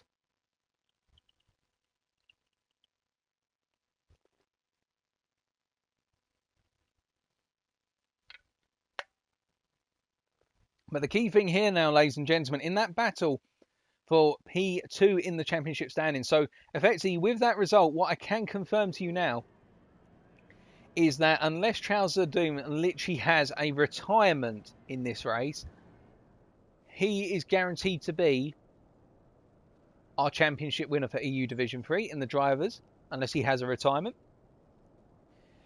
Furky the Viper is now leading in the battle for P2 on 102 points, but he's only half a point ahead of BSR Brightspark, who in turn is only 2.5 points ahead of Vitor Knight, who in turn is only half a point ahead of our Dutch. That's how close it now is in the battle for P2 in the Drivers' Championship. Meanwhile, what's also worth pointing out in the Constructors is that Team 5 are currently being closed up by Team 6, and the Trouser Reflex team are closing down on Team 6 as well. So it's all to play for in the top 3 in the Constructors as well. So we'll wait and find out what's going to happen in our finale, but rest assured, this one is going to be all about the strategy. Now I say that because what we have seen is that this race to its pit stop, drivers have got it wrong on pit entry, and drivers will need to practice that pit entry, because if you get it wrong there, you could be reset out into circuit and have to do your pit stop again. Alternatively, you can lose somewhere between 2 to 5 seconds for braking too late.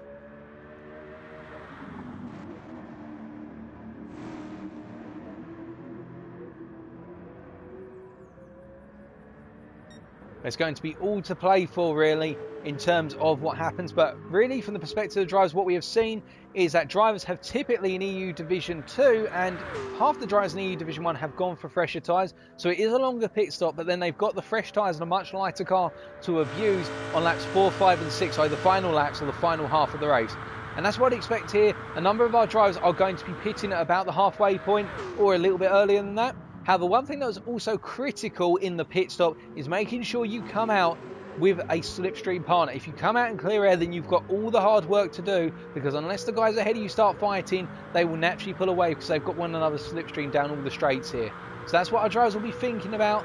They'll know that the pit stop time is approximately 10 seconds without that tyre change. It's about 14 seconds with the tyre change, if I remember correctly. And don't quote me on those numbers. And well, we'll see what happens at the end of the distance.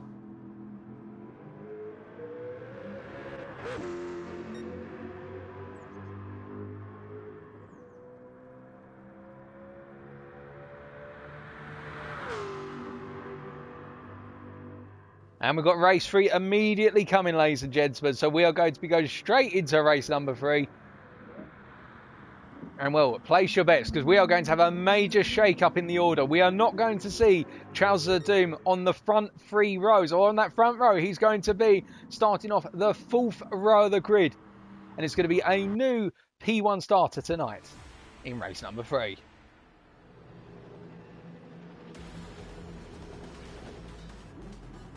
So on the right of your picture, it will this time be K2, and on the left of your picture will be Jerry R Driver. Behind them, Furky the Viper and BSR's Bright Spot. Behind then, R Dutch and Slimmy Cam. But watch out for Trousers of Doom on the right of your picture on row number 4, looking to make up as many places as he can on the opening lap.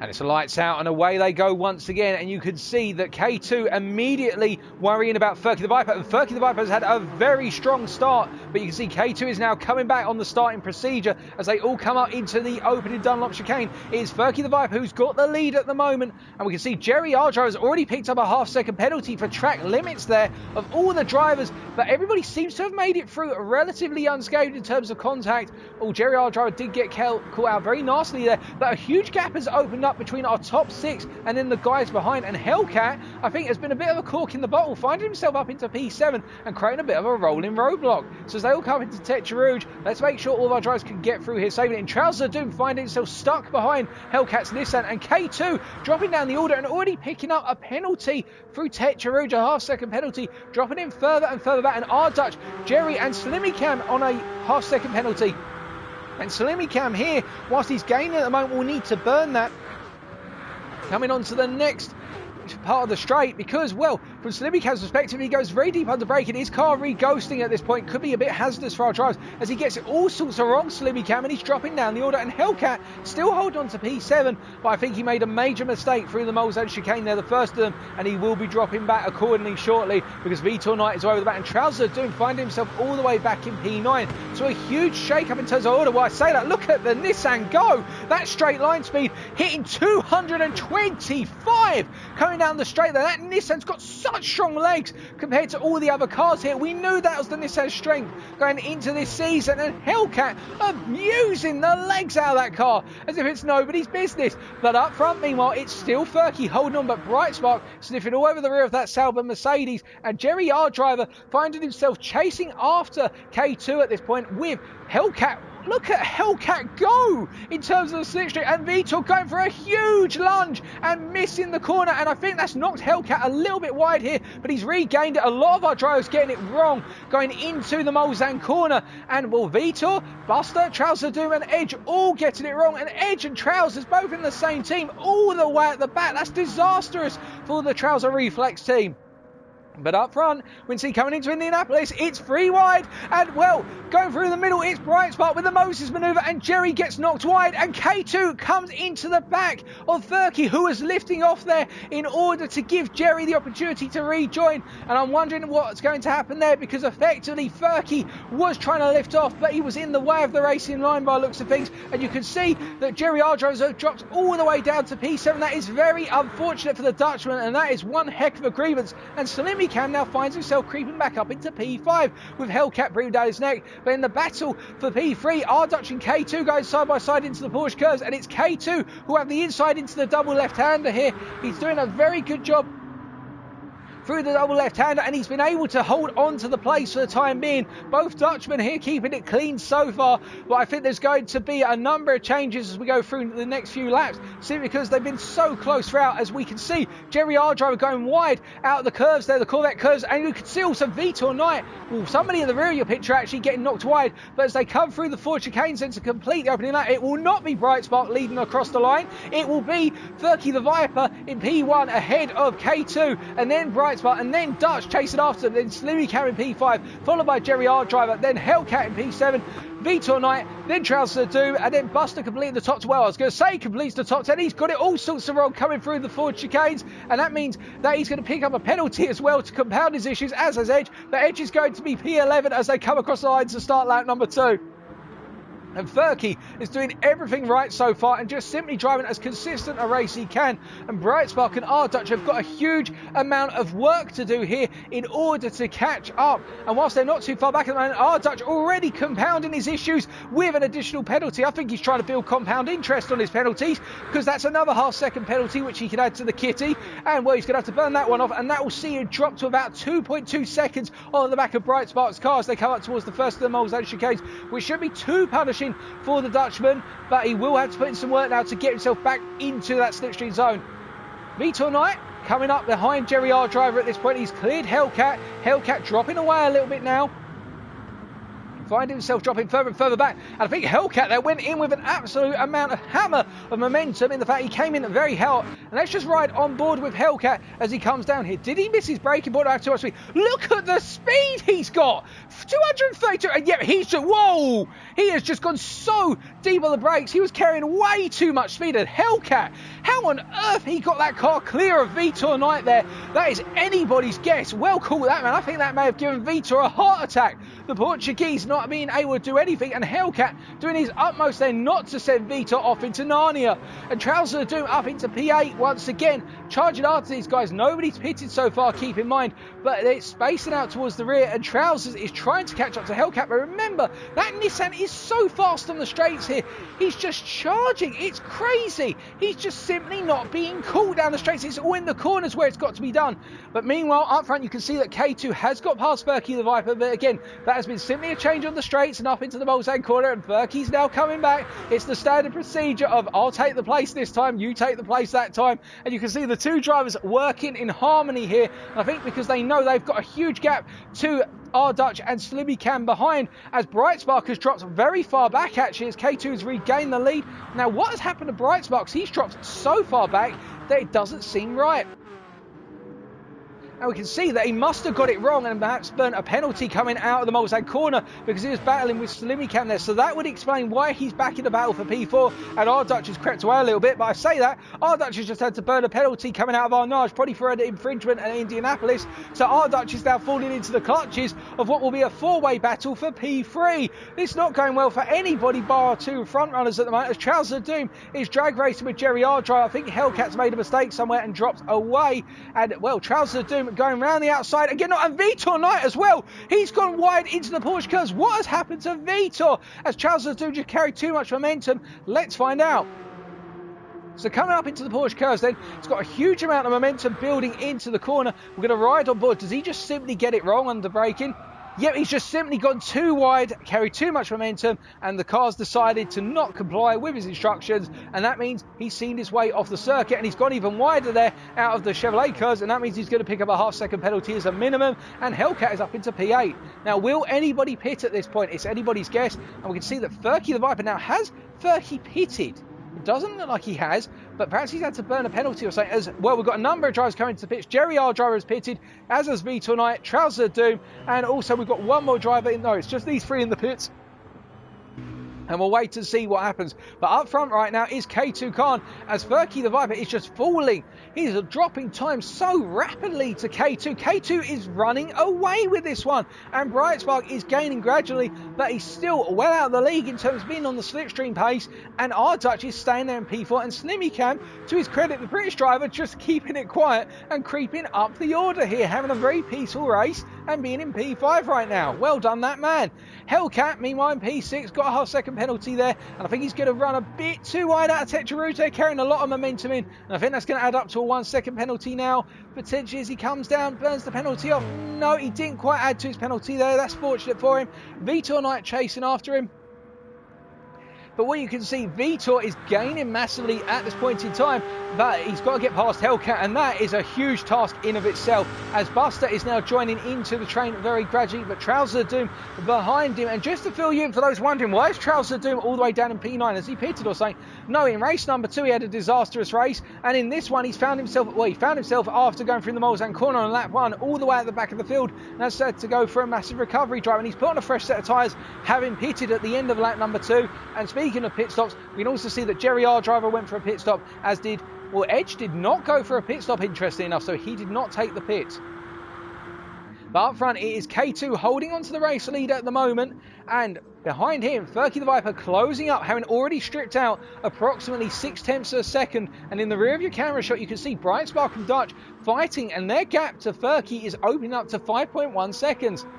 And I think, really, at this point, if Furky can just keep it together and not make any mistakes, he won't have to worry about rearward pressure, because Brightspark, battling with our Dutch, effectively acts as his rear gunner and prevents anybody making an incursion into the battle for P2. And Slimmy Cam is gaining significantly on that, but Vitor Knight a further 17.5 seconds down on Slimmy Cam, and finding himself in a battle with Hellcat. And he's got the move done on Hellcat, we should point that out. That has happened off camera down the straight, but now he's got a lot of work to do. And remember, Hellcat will be coming back at him so quickly, coming down into Indianapolis here, and look how fast that Nissan is, and Vitor is just, he cannot fight this. In fact, if Hellcat goes for it, I think Hellcat's got very adventurously there, I think he's gone off, and yet Hellcat has decided not to meet the corner, instead has gone into the wall. That's unfortunate for the Nissan driver. Bold move, but it didn't pay off, and Buster inherits the place. I think Jerry, our driver, will also be going for it shortly. But up front, you can see that Furky once again has dropped back, and I think he's dropped back quite considerably here, as K2 is just running away with this right now. And if I was in K2 shoes, I'd go for a pit stop as late as possible, but he's going for it early here. Now, is this sensible, as K2's into the wall at the pits? He's misjudged his point in terms of braking. He's got to be very careful here not to cut the entrance curve, and that means that he will have lost a huge amount of time in the pits. He's going to have lost at least 6 seconds in addition to his pit stop, and I think so long as Furky doesn't do anything wrong, he'll come out in front after the pit stops are done. And our Dutch and Brightspark are now coming through, and for K2 this is disastrous, because what it means is he'll find himself in a battle now for potentially P2, as K2 is coming out of the pits. And look where Slimmy Cam's come out, and we can see that K2 has taken on that fresh set of tyres, and has Slimmy Cam done the same? It looks as though, no, Slimmy Cam has not changed tyres, he's just gone for it. He's gone for a quick stop, and that means that he will now be in the gunner's seat to potentially get close to our Dutch and also Brightspark, should he not make any mistakes on this lap. Edge, meanwhile, I should clarify, has come into the pit, so Edge did not pit on the previous lap. My apologies for that one. So he's now in the pits, and we can see that Trousers of Doom coming through right at the back. So Trousers had a disastrous lap and just finds himself going further and further down and getting reset as well. The fortunate case, Trousers, it's all falling apart. All of the material is just coming apart at the seams for these Trousers, and it's gone wrong. But Furky the Viper up front right now, I think he'll be feeling very happy himself, and he's just got to drive it smart at this point. He just cannot afford a single mistake. Well, it's a complete flip in the order, ladies and gentlemen, as K2 just finds himself almost in the slipstream of our Dutch, and that is so important right now. K2 will have to drive the wheels off his car, because he will need every bit of slipstream he can get in order to usurp Furky the Viper. The gap is 8.2 seconds, and Furky may, if he just goes for a quick stop and doesn't change tyres, he may find himself coming out side by side against K2. Behind, Slimmy Cam still way down at this point, but remember, he's had his pit stop. Brightspark and Dutch have not, so we'll see where he comes out in the mix. And Vitor Knight still charging around on circuit, having not made his pit stop as far as I'm aware, and up into P6. And Jerry Ardro have made his pit stop, now on those fresher tyres, is looking to hunt down our top 5. So that's how it sits at this current point in time. Very spaced out towards the rear of the field as Hellcat picks up a penalty. Still running after Edge, and he will catch back up to Edge quite rapidly because of the Nissan straight line speed. But all the pressure right now is on this man, Furky the Viper. Can he hold on in terms of not making any mistakes, now the pit stop, and then just simply take the race win? That's what it's all going to be about, because he knows Bright Spark hasn't pitted, he knows Dutch hasn't pitted, but the danger man here is K2, who is currently losing out on Furky. He's dropped a second over the course of this lap so far, and we're waiting to see what else can happen. But we know that K2 is incredibly strong. As soon as we come into Indianapolis in the final 2 sectors, it's where K2 really comes to life, and he just strips time out of everyone. You can see he's already stripped 6 tenths out of Furky at Indianapolis alone. He's just so much more confident through the technical sections of this circuit, and he's closing up so much so. Now, in terms of the overall Drivers' Championship, I do not think there's going to be any risk to Trouser Doom. So long as he brings the car home today and doesn't retire from this race, he will have won the Drivers' Championship. But Vitor Knight's aspirations for coming home in P2 in the Drivers' Championship are all but done. If Bright Spark, Furky the Viper, Dutch or K2 can nail this result right now, Vitor's going to be thrown right down the order as a result of it. It is that close in terms of our predictions. Now, will Furky pit?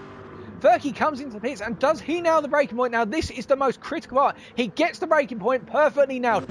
That means he's going to have the option, and Bright Spark follows him straight in. Dutch also coming in at this point. All 3 drivers nailing their pit entry there. Dutch carrying a bit too much of it. Now, where will they come out in relation to K2? I think K2 might have done enough actually based on his pace as he comes down the start-finish straight then into turn number 1. And you can see on the left-hand side of your picture is Bright Spark, who's not taken on any tyres. So Bright Spark comes out behind K2, and Furky the Viper, with 2 laps to go, took on a fresh set of tyres. And that means he's got some work to do to catch up to K2 and Bright Spark. And he'll be praying right now that both drivers simply fight one another as hard as humanly possible, because if they do, and Bright Spark has picked up a half-second penalty for cutting limits at turn 3, and that means Bright Spark is going to drop back. But will it be enough of a drop back to cost him the ability to chase after K2? Because if so, then Furky has got everything to do to catch up to K2 here.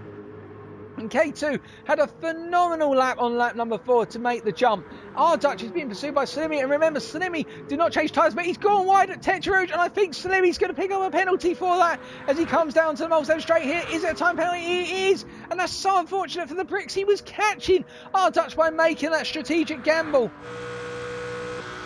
Goodness me, and Vitor Knight right now also taking a penalty as well, so it's all going wrong for so many drivers. And look how spaced out it is as the Trouser Reflex team are struggling in P9 and P10 right now. But up front, K2 is just running away. Well, I say that, look, Bright Spark is still in his slipstream zone, and Furky the Viper has closed up because of Bright Spark taking that penalty. So whilst we take a quick sip of water, you can imagine now it's all down to whether Bright Spark and Furky work together. Because if they work together and don't fight one another, they are going to close up so rapidly to K2 over the course of lap 5 that on lap 6, we are definitely going to see a 3-way fight for the race win. Behind in P4, Dutch is just holding off Slimmy Cam for the time being. Slimmy is still closing on him, but I think Dutch is doing enough out of each of the acceleration zones to hold on, and Slimmy will need to be wary of the fact that Vitor Knight is a little bit down the road, and Jerry Ardro is chasing it after Vitor Knight. But up front right now, you can see Bright Spark and Furky battling at the Mulsanne corner there, and I think that whilst they're getting closer and closer to K2, they really can't afford to battle right now. They need to calm it down just a little bit. Because if they do calm it down right now, then the opportunities available to them as they come into the last lap are going to be immense, and anybody could walk away with that 21 points for the race win in race number 3. Bright Spark at the moment doing everything he needs to stay on the back of K2, and you can see that Furky the Viper is really using Bright Spark as a pace car into Indianapolis there. He went a lot deeper that time, and in fact K2 feeling the pressure, it would seem, as Bright Spark is getting closer and closer to the back of the Dutchman. And if we jump to the onboard with K2 and we look back from his car here, you can see, looking back, he's pulling away initially, but as soon as that slipstream comes into effect, Bright Spot is getting closer and closer, but how will they fare through the Porsche Cursor? Because we know having that dirty air means that you lose out a good amount of steer as turn into the corners because of the understeer that's invoked. And you can see that Bright Spot dropping away as K2 goes a bit wide there into the Chevrolet curves. Now, does that mean he's picked up a penalty? We're just going to jump away from the onboard and find out whether he picked up a penalty for that run wide. He didn't. All three of our drivers making it through there, but you can see Furky the Viper, and Furky has picked up a half-second penalty for running wide through the curves, and that's going to drop him out of contention for the slipstream zone on the final lap. So unless the two guys in front make an absolute ham fist of it in terms of battling one another, I think it's going to be between two drivers. It's going to be between Bright Spot and K2 on this final lap. So as they come through, then Furky, of course, in the rear of your camera shot, may find his way into the battle towards the end. R Dutch doing everything he needs to stay in P4. V tonight has got ahead of Jerry R driving. Hold on a second. What has happened to Slimmy Cam? He's dropped so far back. Well, he's made a mistake somewhere. We didn't catch it on camera, but he's dropped back from P5 all the way to P7. But up front, meanwhile, it's K2 still holding on, but you can see Bright Spot now unleashing the pace. I think Bright Spot has been saving this up. He's been waiting and biding his time, and K2 using the full width of the circuit there. And was that an infringement going through the corner, or alternatively, did he keep it on it? It looks as though K2 kept it on, but Bright Spot is unleashing the potential at his fingertips, and he's chasing feverishly, and Furky the Viper has picked up a 1 second penalty at Tetrarouge. It surely is over for the Turkishman now in the battle for the race win, and it will come down to these two, but who is going to be on the top step of the podium? Will it be the Dutchman or will it be the Brit? Place your bets now, ladies and gentlemen, as Bright Spot gets sideways going out of the first of the Mulsanne chicanes. Behind them, Vitor Knight is holding on to P5 at the moment, battling with Jerry R driver. You can see Jerry has got the run into the first of the chicanes, but there's still two more straights to go before they get to the Mulsanne corner and then the final long straight down the Gulf Straight. And I think Vitor is planning this and knows it. But up front, again, K2 still holding on. And Bright Spot going for a move here. And I think Bright Spot didn't intend to do that because you could see he was wiggling left to right. As if to say, oh, goodness me, I've got it late on the brakes. Watch out, K2. But K2 reacted to that. And Bright Spot lifted out of that and did not gain the place because I think that would have been a bit of a push to a pass. But now it's on. Coming up into the Mulsanne corner, it is a side-by-side drag race. Who is going to get the inside line? I think it's going to be Bright Spot. But will K2 look to tuck back in? No, they're going to drag race all the way down. And K2 tries to turn in, but there's a Bright Spark on the inside. K2, you can't do that, but Bright Spark goes deep and he gets it wrong on the exit curve, but he just about collects it, and that means K2 is back in front at the moment, but the Brit is not giving up, and K2 immediately moving to the inside here, trying to break as much of that toe as possible. And I can tell you, R Dutch is holding on to P4, and Jerry R driver is battling with Vitor Knight and holding on for the time being. But coming into Indianapolis, then it's a drag race once again. Bright Spark is ahead of K2 as they come into Indianapolis. K2 right up the backside, and Bright Spot gets it deep. There's contact between the two, and K2 is here with a half-second penalty. They both are, which means they're both going to be neutralised coming out of our notch. K2 gets it a bit deep, but they've both got the penalty. They've both served it, so it's going to come down to the final set course. And look at Furky, he's getting closer. I don't think he's going to be in this, but you never know. And in the back of your camera shot, you can see that Vitor Knight has got it done on Jerry into Indianapolis, but there's still multiple corners to go, so it could be anyone's guess in terms of who picks up the race win here. And I think K2 is pulling away initially. You can see that Charles Doom is not catching up to Slimmy Cam, so it's all settled in terms of the back order of drivers. It's just up front. And I think K2 has got the pace through the final set of corners. He just doesn't need to make any mistakes in the final chicanes, which we saw what happened in EU Division 2 last night, not naming any names. But our expected race winner binned it literally on the final corner. But K2's just got one more chicane to go. Just needs to nail it. Nothing silly now. Just bring it home. And there it is, ladies and gentlemen. K2 with another race win. Bringing it home. And Bright Spot coming home in P2. Just ahead of Furky the Viper. And behind them, it will be from the Netherlands, R Dutch, who didn't really put a foot wrong after the opening lap. Bringing it home in P4. He'll be pleased as punch with that one. And then in P5, it will be Vitor Knight from Portugal, or will it, as Jerry R drives all over the back of him, but I think the Portuguese has just about done it. And behind him, it will be Jerry R driver in P6. And then a little bit further back, 9.5 seconds running behind Slimmy Cam after, for some reason, dropping back. But he'll be happy at that P7, a consistent performance by Slimmy Cam, a well-earned P7 there. And in Trouser Doob, oh, how the wheels have fallen off the bus. But I think he's done enough to hold on to his championship win in the Drivers' Championship. The Brit will probably feel very frustrated with the fact that it hasn't worked out for the triple treble tonight, as he goes very deep through the final chicane, but just about brings it across the line in what will be P8.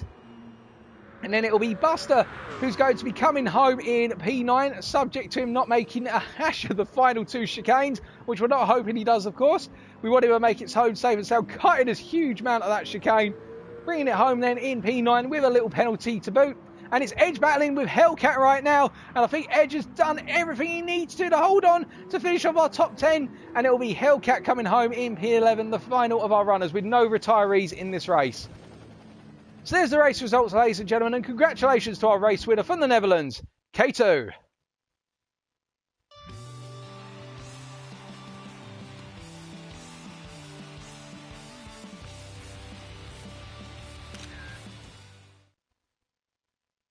Goodness me, what an ending to tonight's races for all of our drivers. And there's your final standings, subject to any stewards' inquiries or decisions, of course. K2, our race winner, by 3.6 seconds in the end over BSR Brightspark, who I think really just backed it off right at the end there, holding on to P2, and also he got it wrong out the final corner, remember that, but he just about kept it together to beat Furky the Viper home, who came third, the bottom of the podium, and he'll still probably feel very happy with that result. It wasn't to be today in terms of picking up the race win. Dutch and Vitor Knight rounding off our top 5. And in terms of our fastest lap, it was a 3:24.3 on lap number 5 as set by Jerry R. Driver, who finished P6. Now, just to give you a quick 101 in terms of our final standings then. So, looking through our order, we can see that with Trousers of Doom coming home in P8, we're just going to crunch all the numbers in. But K2 picking up another 14 points there. And Brightspark picking up 13. Furky picking up a 12 and literally finishing third in every race tonight. Furky, very consistent finishing from him.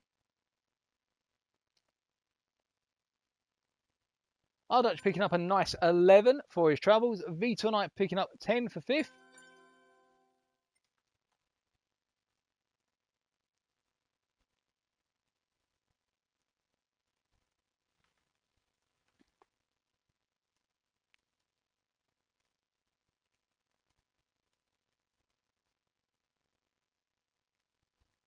So just letting our King of the Karts steward know that we can't quite go in yet in terms of doing King of the Karts. We just need 1 quick minute to do the points.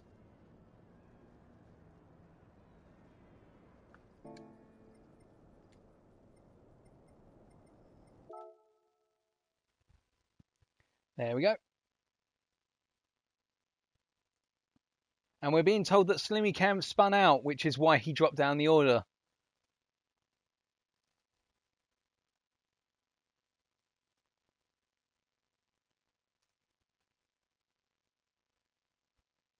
But in terms of our points then, if we also add in where Jerry R. Drive finished, which was P6.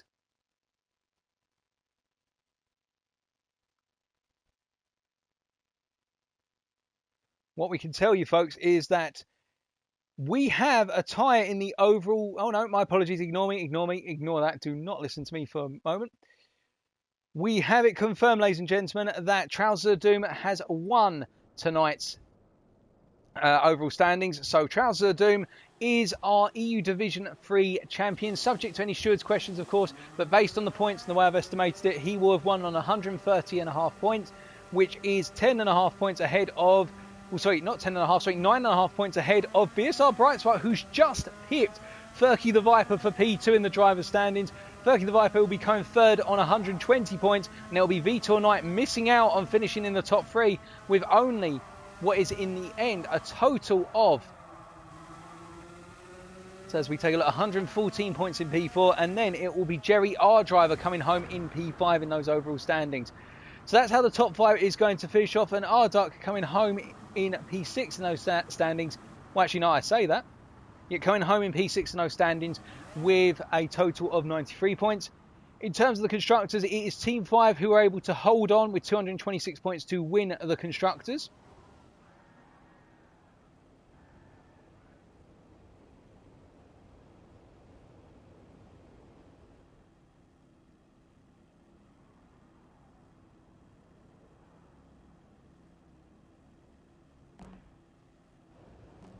But it has been so close between all of our drivers.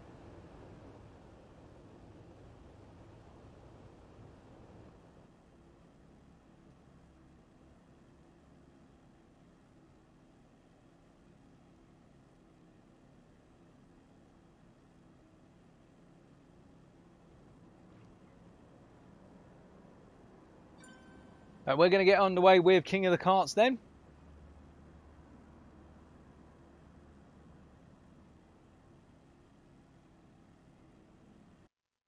So here we go. Can we get a good result tonight?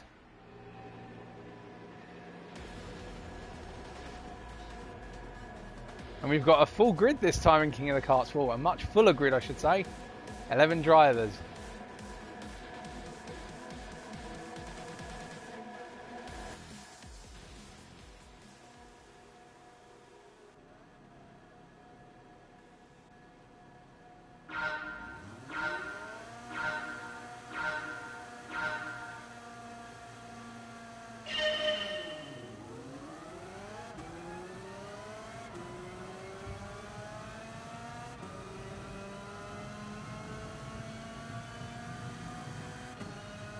Getting that mega turf course coming up into the Dunlop chicane.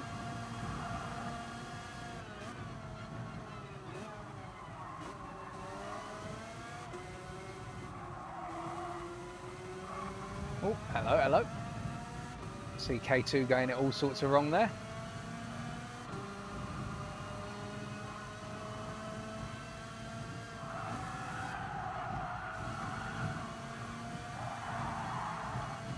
There we go, a nice sideways drift.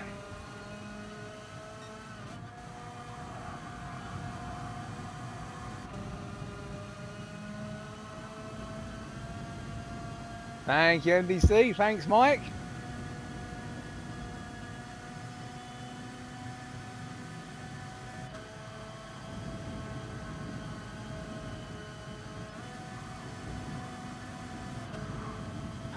Oh, God. It's carnage. Oh, I've got a bit of a knock there coming up into the first of the chicanes then. God, the kart just loses pace on the straight. Oh.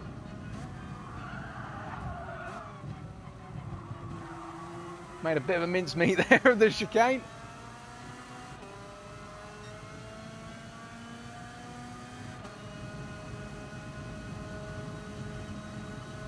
He's being squeezed. No, Mike, careful.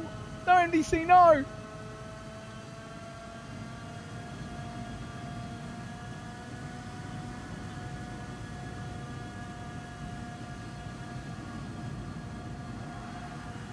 Oh, and there's Eclipse. He's up into the lead initially, doing a little bit of cheeky blocking.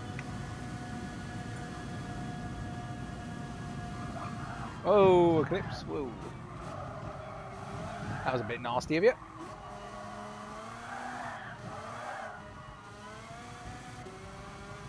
But I won't be deterred that easily, my friend. I'm coming back.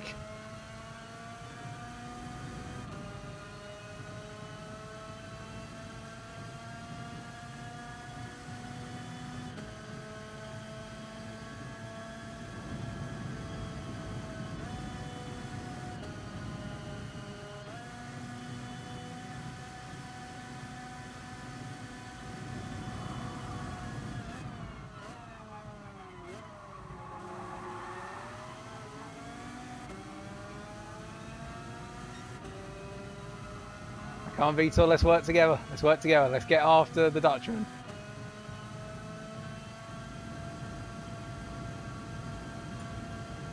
Jerry here being quite smart in terms of cutting off that slipstream early, but you can see MDC and Vitor coming through like a flipping bowling ball.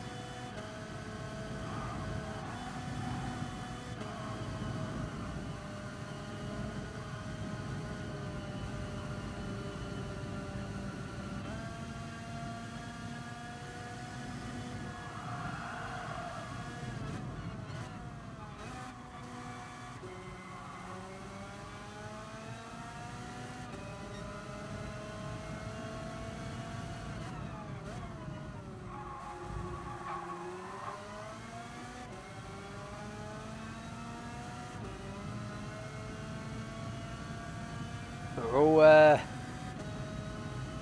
coming along now. It's getting very tight. I'm being squeezed.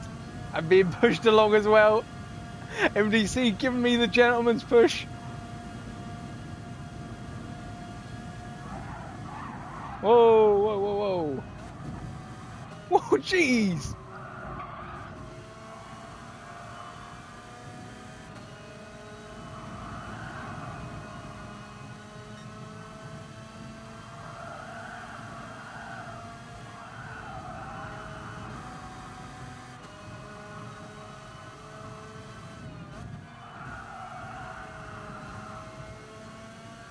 All right, here we go.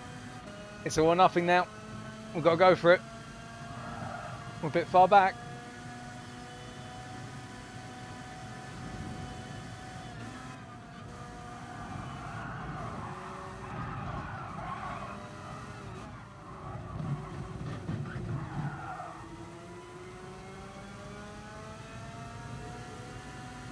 Got it.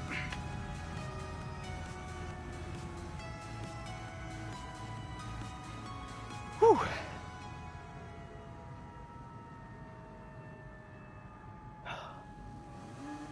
That was tight.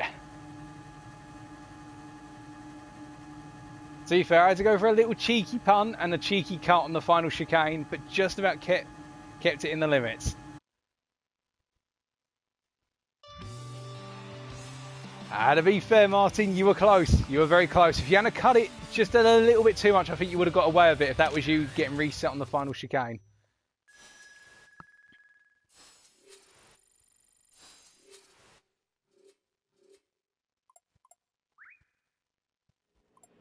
Oh, but what a fantastic evening. And King of the Karts wrapping it all up, of course. Well, that is it, ladies and gentlemen. That is the conclusion of EU Division 3. So, with that, what I'd like to say is thank you for tuning in, not just to tonight, not just to yesterday or the day before, but thank you for tuning in for Season 35. And also a big shout out to the GTSRL guys for giving me the opportunity to take over from Night View. And hopefully they'll be happy to have me come back, and I hope you'll all be happy to have me come back in 2021 for more crazy action with Season 36 and whatever else the GTSRL decides to host. But it has really been a pleasure bringing you Season 35. And congratulations to our championship winners, of course, across the 3 divisions, and to everybody who took part, our Constructors Champions. But it's all about taking part at the end of the day, and it's been great up and down the field. Regardless of which division, it's been fantastic to see everyone having fun, and we hope it continues into next year. And of course, I wish you all a Merry Christmas.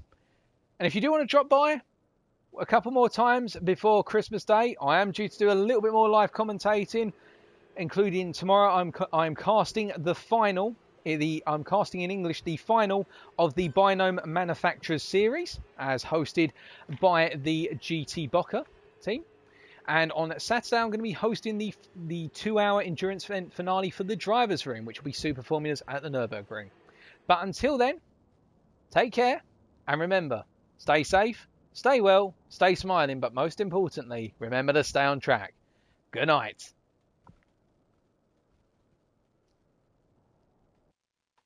Oh, and don't forget, Merry Christmas and a Happy New Year to you all.